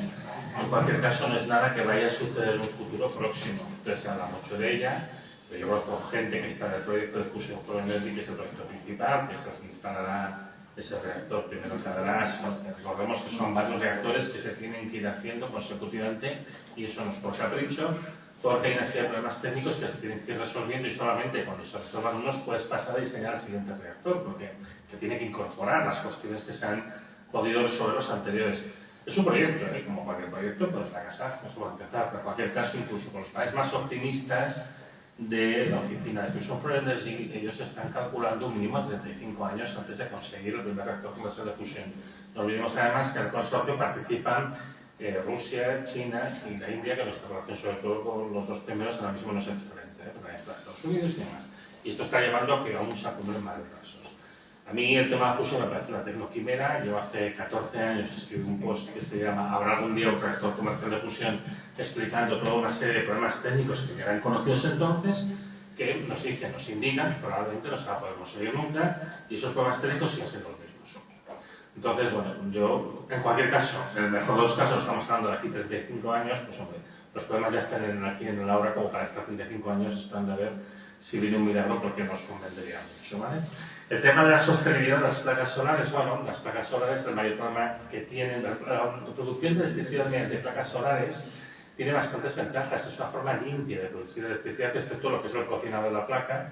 Eso todo se hace China, que es un país muy carbonífero y que evidentemente consume mucho carbono en todos sus procesos productivos, no específicamente en todos, y claro, por supuesto, en ese sentido la huella es excesiva, pudiéndose mucho menos, ¿no? Pero en cualquier caso, el problema que ahora nos planteamos con las placas solares, o con las placas fotovoltaicas, quiero decir, es el tema de que dependen de materiales que son muy escasos y particularmente tenemos un problema crítico con la plata. La plata es fundamental para los colectores de las placas y la plata es un material que está en un proceso de agotamiento terminal en el planeta. Eso es una cosa desconocida. O sea, la plata es posiblemente de todos los metales que utilizamos, el que está en un estado peor y por cierto es necesario los microchips, la plata. Entonces, la sostenibilidad ya para empezar empieza por aquí, es decir, no vamos a poder hacer placas en este volumen. Es verdad que podemos hacer placas fotovoltaicas sin plata, pero entonces su eficiencia bajaría bastante, ¿no? Aquí hay muchas cuestiones abiertas, pero en cualquier caso, como hemos dicho antes, y siempre pasa cuando hablamos de transición, muchas veces el problema está en la escala. En la escala, ¿qué escala lo que es hacer? Es que hacerlo en una escala que sea adecuada. Y de nuevo, responderse siempre esa pregunta, bueno, tiene que repetirse de manera insistente. ¿Para qué?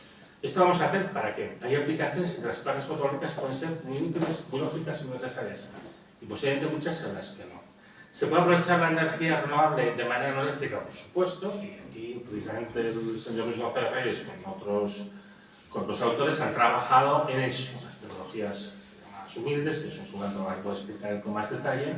En lo que se busca es hacer una utilización de la energía renovable y los recursos renovables de una manera que, bueno, pues sería diferente a la actual, no con la idea de que sustituya todo lo actual, sino que lo complemente y que dé más alternativas, que justamente además, como por casualidad, este tipo de tecnologías suelen ser emancipadoras, te suelen dar la oportunidad de vivir independiente de una serie de mecanismos de mercado que no es escrito por nosotros, como es el que ha trabajado, pues mejor se lo paso una palabra a él y que lo acaba de explicar. Bueno, antes de entrar en eso, simplemente compartir un chiste que tenía. Yo estudié químicas y teníamos al lado la Facultad de Físicas. Podéis imaginar que lo estudié ya hace unos cuantos años. Y bromeábamos, había un chiste allí en químicas que existía una nueva constante cosmológica y era el tiempo que faltaba para que hubiese un reactor de fusión nuclear comercial y que siempre faltaban 30 años. Entonces, independientemente de que cuando preguntases esto, siempre faltaban 30 años, 35 en este caso, ¿no? Es un chiste, pero que en realidad pues parece como una especie de sino, ¿no? Al que nos hemos visto como abocados y abocadas a esto. Pero fuera de eso, ¿no? Claro, cuando pensamos en la energía y cuando pensamos en las renovables pensamos en electricidad, pero electricidad da cuenta de un cuarto, un quinto del consumo, dependiendo de los países, ¿no? Y es muy difícil subir ese porcentaje porque hay un montón de elementos que son difícilmente, de actividades económicas difícilmente electrificables. Así que en realidad una de las claves de la transición energética tiene que ver no tanto de cómo producimos electricidad de manera con fuentes renovables, sino cómo producimos todo lo demás con fuentes renovables, o más bien cómo reorganizamos nuestro sistema de producción y consumo para que esto pueda ser con fuentes renovables. Y con fuentes renovables que sean de verdad renovables. Porque nos hacemos una pequeña trampa semántica cuando denominamos pues, a un gran molino eólico renovable o un campo, ¿no? Pues, con placas solares renovables. No estoy diciendo que sea lo mismo que las fósiles, no las pongo al mismo nivel, pero desde luego no son renovables, porque están construidas con materiales y están construidas con energía que no es renovable y que ahora mismo no sabemos hacerlo de otra manera distinta. Y esto no es un problema menor en un mundo en el que se nos agotan esos recursos y en los que de alguna manera pues necesitamos repensar nuestras técnicas, y de ahí viene un poco la idea, esas técnicas humildes que sean técnicas que estén fabricadas con materiales y con energías realmente renovables, que nos permitan pues hacer funciones que no son solamente las que tenemos electrificadas, sino las que no las tenemos, y que en realidad, para que vamos a engañarnos, es pensar en otra organización distinta de la sociedad, porque no podemos entender pues, nuestra sociedad sin el tipo de tecnologías que tenemos en la actualidad, y transformar las tecnologías es también transformar los órdenes sociales. No son dos cosas desligadas, y por eso los desafíos que tenemos por delante van más allá de poner en marcha una serie de medidas concretas, sino que son un cambio civilizatorio, y esto es lo que es difícil, y esto es lo que es realmente complicado. ¿Cómo hacer todo esto deseable? Pues yo obviamente no tengo la fórmula, porque si tuviese la fórmula pues ya estaríamos en otra situación totalmente distinta. Pero por lo menos un par de ideas. La primera idea, muchas veces como que se plantea esto del decrecimiento, tiene que ver con los límites, con cortar el rollo, ¿no? Bueno, pero es que nuestra sociedad está llena de límites sociales. No salimos ahí fuera y hacemos lo que nos da la gana. No cogemos y matamos a alguien, no. Nuestra sociedad, el vivir en sociedad, es asumir que hay límites a nuestra acción individual que nos permiten, si lo hacemos bien, potenciar nuestra acción colectiva y pensar de otra forma. Así que lo primero, y la primera idea es, lo que necesitamos cambiar son nuestros límites. Hay cosas que ahora mismo nos permitimos que en realidad no es un acto de libertad, es un acto de poder ejercer nuestros privilegios. Yo vivo en Madrid, vengo del mundo de Ayuso, ¿no? Y cuando ella habla de que Madrid es la ciudad de la libertad, no, es la ciudad de que quienes tienen privilegios puedan ejercer sus privilegios, que eso no es libertad. Eso es opresión para las mayorías, ¿no?, que sufren estas historias, ¿no? Entonces, la primera idea es que necesitamos reconceptualizar y plantear que los límites no son malos, son necesarios, y que tendremos que tener límites que nos permitan vivir con dignidad a todas las personas. Y esto creo que es una parte del discurso que necesitamos articular. La segunda parte es que en realidad esta historia de cortarrollos tampoco tiene mucho que ver, porque hay elementos de la propuesta decrecentista que justo están enganchando con deseos vitales fundamentales de la sociedad. Si tú sales ahí fuera y le preguntas a la gente, oye, si tú mañana te pudieses jubilar, ¿te jubilarías? Pues la gente dice, sí, me jubilaría sin lugar a la duda, dejaría mi trabajo, es una mierda absoluta, ¿no? Que querría tener más tiempo libre, ¿no? Bueno, pero es que estamos hablando de cosas de estas. Estamos hablando de dejar de tener trabajos sin sentido, porque cuando tú te quieres dejar tu trabajo porque no tiene sentido para ti, ¿no? Y plantear otras vidas que realmente tengan sentido y se articulen alrededor de la satisfacción real de las necesidades de las personas, y esto creo que es un elemento de discurso que además engancha muchísimo con deseos sociales. Un último elemento tiene que ver con que muchas veces desligamos este rollo de que por un lado va lo social y por el otro va lo ambiental, ¿no? Y si pues hacemos políticas, ¿no?, pues que favorezcan a las personas más empobrecidas, pues tendremos que sacrificar el medio ambiente, como si fuesen dos elementos separados, que no lo son en absoluto. Hay un libro maravilloso de un catalán, de Joan Martínez Alier, que es El ecologismo de los pobres, que muestra claramente cómo en un montón de lugares del planeta esto lo tienen meridianamente claro. Y es que no van las cosas separadas. Es que tener una buena calidad de vida, entre otras cosas, tiene que ver con tener un entorno en el que yo pueda vivir, pues que me permita subsistir. Y esto creo que es otro de los elementos sobre los que tenemos que trabajar a nivel discursivo.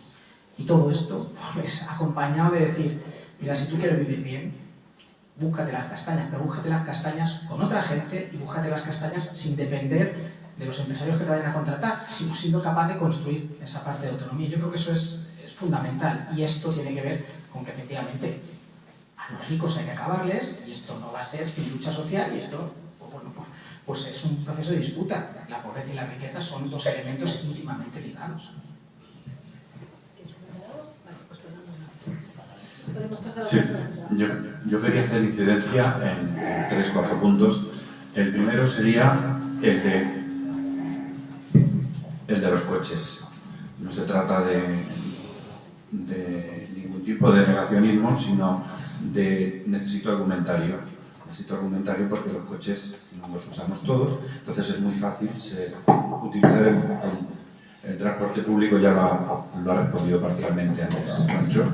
En Barcelona se puede prescindir del coche. Tú vives sin coche perfectamente, pero fuera de Barcelona la cosa cambia. Entonces, bien, hay que eliminar los coches, pero estamos eliminando los coches baratos, estamos eliminando los coches caros. Ahora, tú te puedes comprar un coche si tienes 30 o 40.000 euros.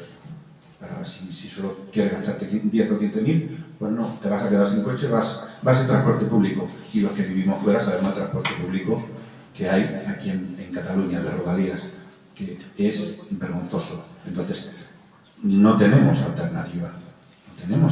Nos están diciendo, esto no lo vais a tener. A mediados del siglo pasado fue el gran logro de los trabajadores. Un vehículo propio que podías ir de vacaciones, que podías salir de fin de semana, que podías cambiar de trabajo e ir a trabajar con tu vehículo propio. Ahora, bueno, pues no nos dan alternativa viable a las clases trabajadoras. A los que tienen dinero, sí, incluso a los superdeportivos no va a haber problema en que sigan circulando, pero los coches baratos no. Ni te permiten arreglar un coche antiguo actualizándolo con tecnología nueva. Eso no se puede hacer. Lo tienes que comprar nuevo. Eso es la primera parte. La segunda, no sé si hablando de decrecimiento, yo tengo un lavavajillas que me lo tengo que cambiar ya, tiene 35 años. El siguiente que me vaya a comprar no me va a durar más de 10 años, pero no va a valer 3 veces menos, va a valer lo mismo que me costó el otro. He oído que se está legislando en ese sentido en alguna parte, de que tratan de que los productos pues duren un poquito más. Sabemos hacer que duren, pero pues en la Luna o en Marte, que llevan 40 o 50 años funcionando, sabemos hacer que duren. ¿Por qué no hacemos que las cosas duren más? Eso no sería un factor de decrecimiento, no sería un ahorro de recursos tremendo, que luego tenemos que tirar y no sabemos dónde tirarlo, lo tiramos a donde no, lejos de nosotros, ya buscamos otro que se fastidie. Y luego, otro punto es los envases. Se está dedicando mucho dinero a la recogida selectiva, pero no se está dedicando ese mismo dinero a la reducción de los envases. Yo tengo en mi casa el porta a porta. Eso es el invento del siglo, el porta a porta. El 80% de los residuos que yo genero son envases. Y muchas veces no son envases necesarios. Es el soporte de marketing de las empresas, que pagamos 2 veces. Cuando compras el producto, cuando reciclas y cuando te multan porque no reciclas lo suficientemente bien. O sea, la culpa es tuya que no reciclas bien. No sabéis reciclar, multa que te quedo. Hombre, no le demos...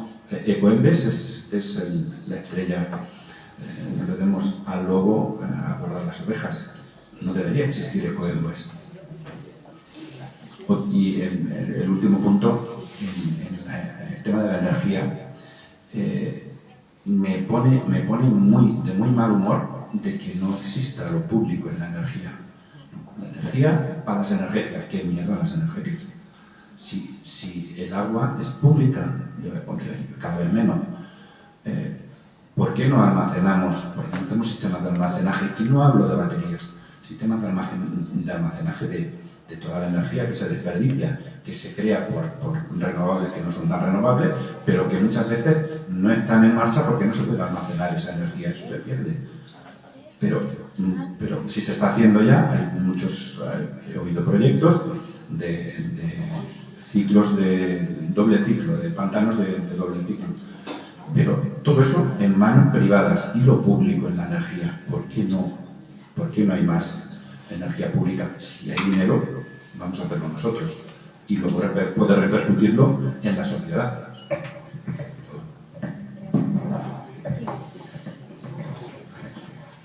Bueno, de atrás adelante. Precisamente la importancia de la lucha que realizamos. Nosotros y nosotras desde Unidas Podemos planteamos en el Congreso la pasada legislatura la necesidad de una empresa pública de energía. Además planteábamos la propuesta que tenía que ver con que era una propuesta bastante suave, digamos, que tenía que ver con las hidroeléctricas que fueran venciendo su concesión, que pasaran a manos públicas. Nadie votó a favor. Nos quedamos solos. Lo digo por la importancia de la acción política y por poner en valor lo que hacemos. El tema de los plásticos, el de los envases, lo conozco. Desde los años 90, cuando yo estaba en Greenpeace, se planteó en la Unión Europea una directiva de envases y embalajes que tenía en principio como objetivo, cuando se planteó, la reducción de los envases y embalajes.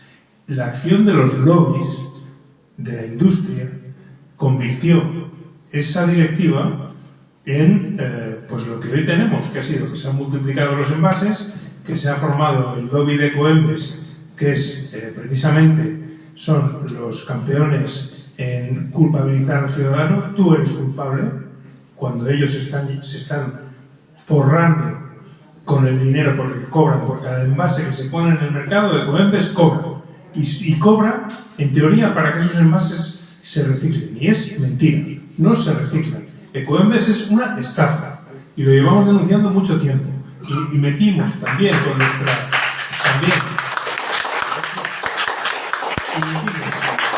metimos también por la acción, porque el Partido Socialista no quería, y metimos en la ley de residuos la obligación de que se instalara en España el sistema de devolución, de depósito, devolución y retorno, llamado SDR. Y a pesar de que lo metimos y está en la ley de residuos, el Ministerio de Transición Ecológica está de la mano de Ecoembes impidiendo que eso se desarrolle. Eso es lo que está pasando hoy, es decir, que nosotros hemos hecho y nosotras hemos hecho por terminar con esto. Pero os insisto, es difícil, necesitamos más fuerza. ¿Qué otro tema has planteado? Bueno, el tema del coche. Yo te digo lo mismo, es decir, y lo he contestado antes, es decir, la capacidad nuestra como ciudadano y como ciudadana de hacer frente a todo esto es la que es.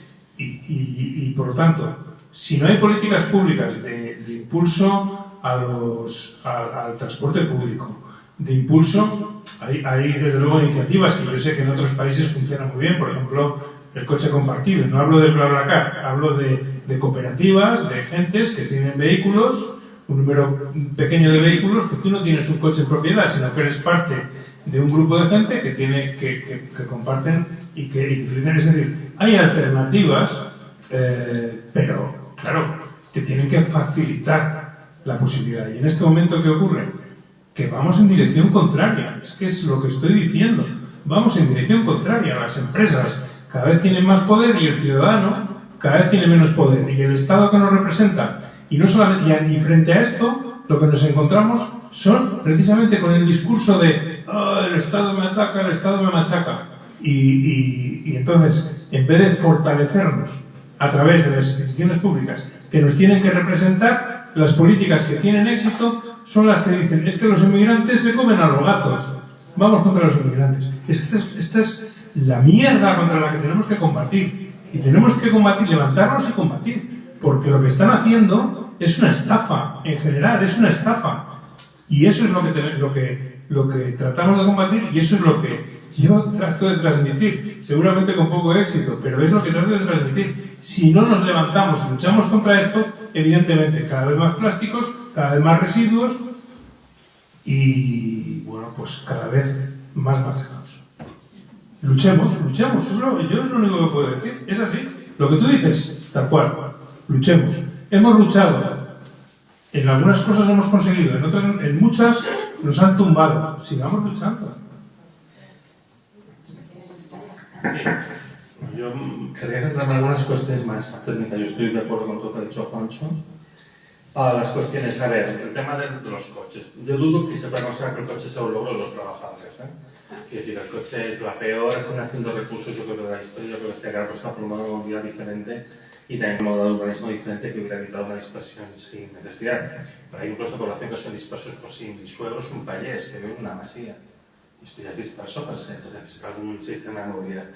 Por desgracia, ahora mismo estamos entrando en una espiral degenerativa porque el capitalismo también hace esas cosas. Quiero decir, en un momento dado no encuentra alternativas y lo que hace es que va a una aptosis, un proceso de autoconsumpción, porque está encontrando que no hay salida, ¿no? Habéis oído el anuncio de Volkswagen de que va a cerrar 2 fábricas en Alemania y en general, ya sabéis que las compañías europeas han paralizado todos los planes de implantación del coche eléctrico porque no son capaces de hacerlo viable económicamente. El CEO de Ford anunció hace poco, ¿sí? Que se tienen que ir porque se les va el tren. Ay, sí. Un segundo porque se despiden y seguimos, ¿vale? Y seguimos con... Bueno, pues nada, siento tener que irme, esperemos que el tren funcione, no estamos seguros.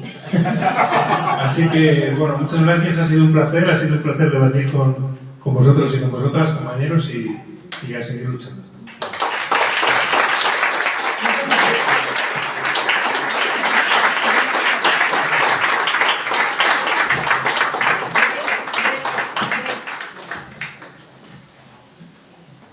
Yo sigo el rollo de ella, El CEO de Ford dijo hace poco que un problema que ellos tienen es que no son capaces de hacer un coche eléctrico por menos de 25.000 euros.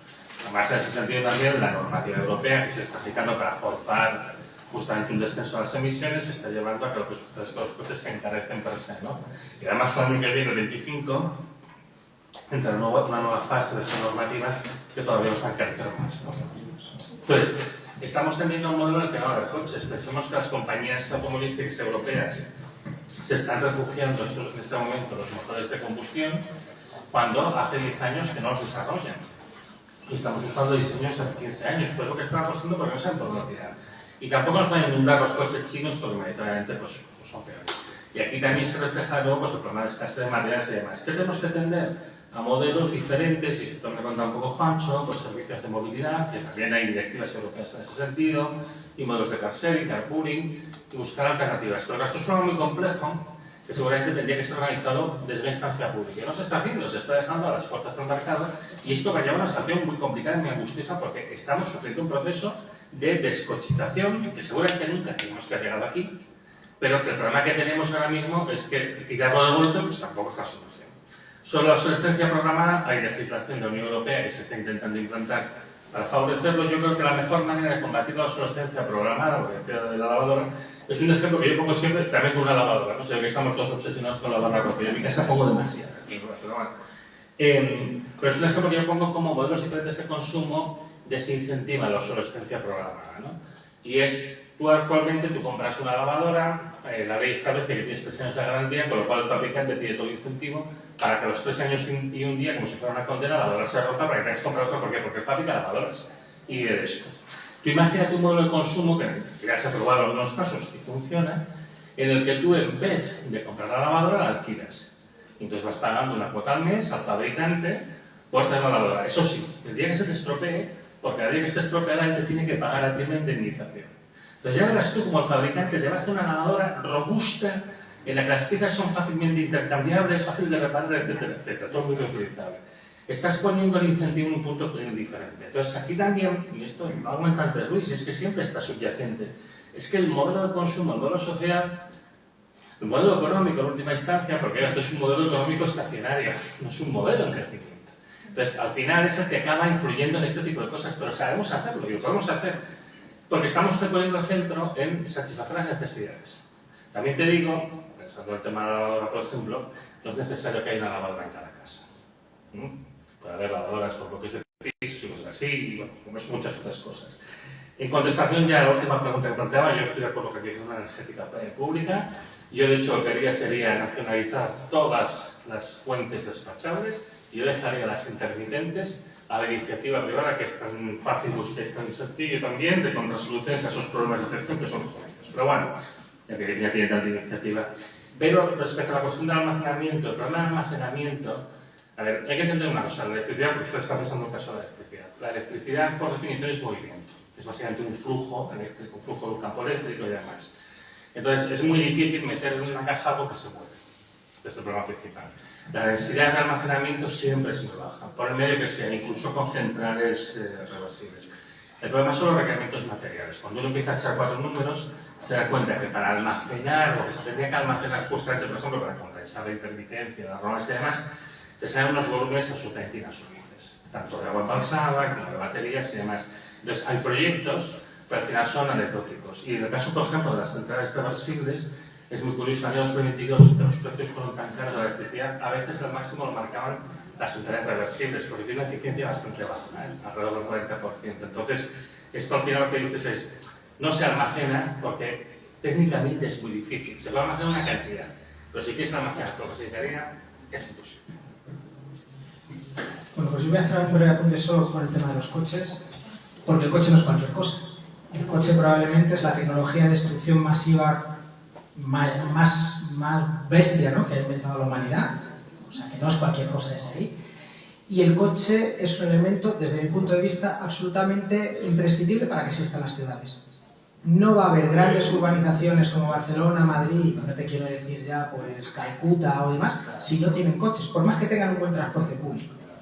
Así que resolver el tema del coche es tremendamente complicado y le podemos añadir más, y es que claramente está atravesado de todo el tema de las desigualdades. Y lo vimos con los chalecos amarillos en Francia, pero lo vimos también en Bolivia y en distintos lugares del planeta cuando ha habido restricciones al uso del coche pues vía precios. Así que en realidad resolver el tema del coche tiene que ver con el transporte público, que duda cabe, pero tiene que ver con muchas más cosas más allá de eso. Tiene que ver con que no vamos a tener materiales, lo decía antes Antonio, para mantener el parque automovilístico absolutamente sobredimensionado que tenemos, y esto nos coloca en otra perspectiva. Tiene que ver con que necesitamos relocalizar nuestras vidas, porque si necesitamos utilizar menos coches, necesitaremos vivir más en cercanía. Y esto es un cambio que no es menor. No es menor desde el punto de vista de cómo articulamos nuestras ciudades, que están pensadas de manera que hay aquí un lugar donde duermes, aquí otro lugar donde trabajas, aquí otro lugar donde pasas tu ocio, y colocar todo esto junto es pensar en otra cosa diferente, totalmente distinta, y articular otra cosa distinta. Y como la cosa va de localizar, pues una de las cosas primeras que tendremos que localizar es nuestro consumo alimentario. Y esto nos lleva a pensar no en ciudades, sino en pueblos, no en espacios urbanizados, sino en espacios ruralizados. Y esto es otro cambio de primer orden dentro de toda esta historia. Y nuevamente, y perdonad que se ha machado con este tema, esto tiene que ver también con la construcción de autonomía. Así que repensar el tema del coche es mucho más allá de lo que tiene que ver con el transporte público, que también tiene que ver, no lo estoy negando, sino que en realidad es un cambio en nuestra forma de vida y nuestra articulación, porque nuestras ciudades y nuestras vidas están hechas alrededor del coche, y por eso nos resulta tan imprescindible el coche, y por eso nos sentimos con ese nivel de agresión cuando nos suben el precio de la gasolina, cuando no nos dejan entrar en una zona, porque al final, más allá de un privilegio, que también es un privilegio, no lo olvidemos, hay un elemento pues, que atraviesa nuestras vidas, porque nuestras vidas se han articulado alrededor de esta máquina de destrucción masiva. Así que, bueno, pues pensar en cambiar esto es cambiar muchas cosas. Y por esto, estas soluciones son mucho más difíciles que la capa de ozono, porque en realidad son cambios que tienen que ver mucho más de fondo con el cambio social, económico y bueno, pues desafíos de mayor carácter. Y yo voy a aprovechar para despedirme también, lo siento mucho, sí, ya está, pero es que tengo que coger un autobús y... Sí. Nos tenemos que ir todos. Básicamente, daros las gracias de verdad, porque hemos introducido, pero habéis dado respuesta, porque la gente, como veis, estaría preguntando hasta mañana, me parece. Sí, sí, hay muchas preguntas. Hay muchas preguntas, que era la idea que teníamos, que tienes un pequeño inicio, pero después preguntas y preguntas. Pero yo creo que podemos hacer otro encuentro de estos, con temas más concretos si queréis y tal, que podemos hacer hasta una pequeña encuesta en qué dirección, y podemos trabajar como en una dirección muy concreta. O sea, muchísimas gracias a todos los que habéis venido, hemos hecho lo mejor que hemos podido, pero ya sabéis, estamos con los recursos que tenemos. Sí,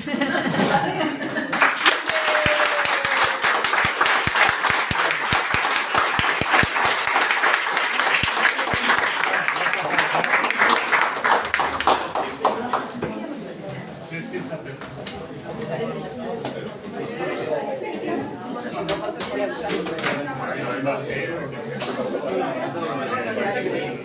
Eh,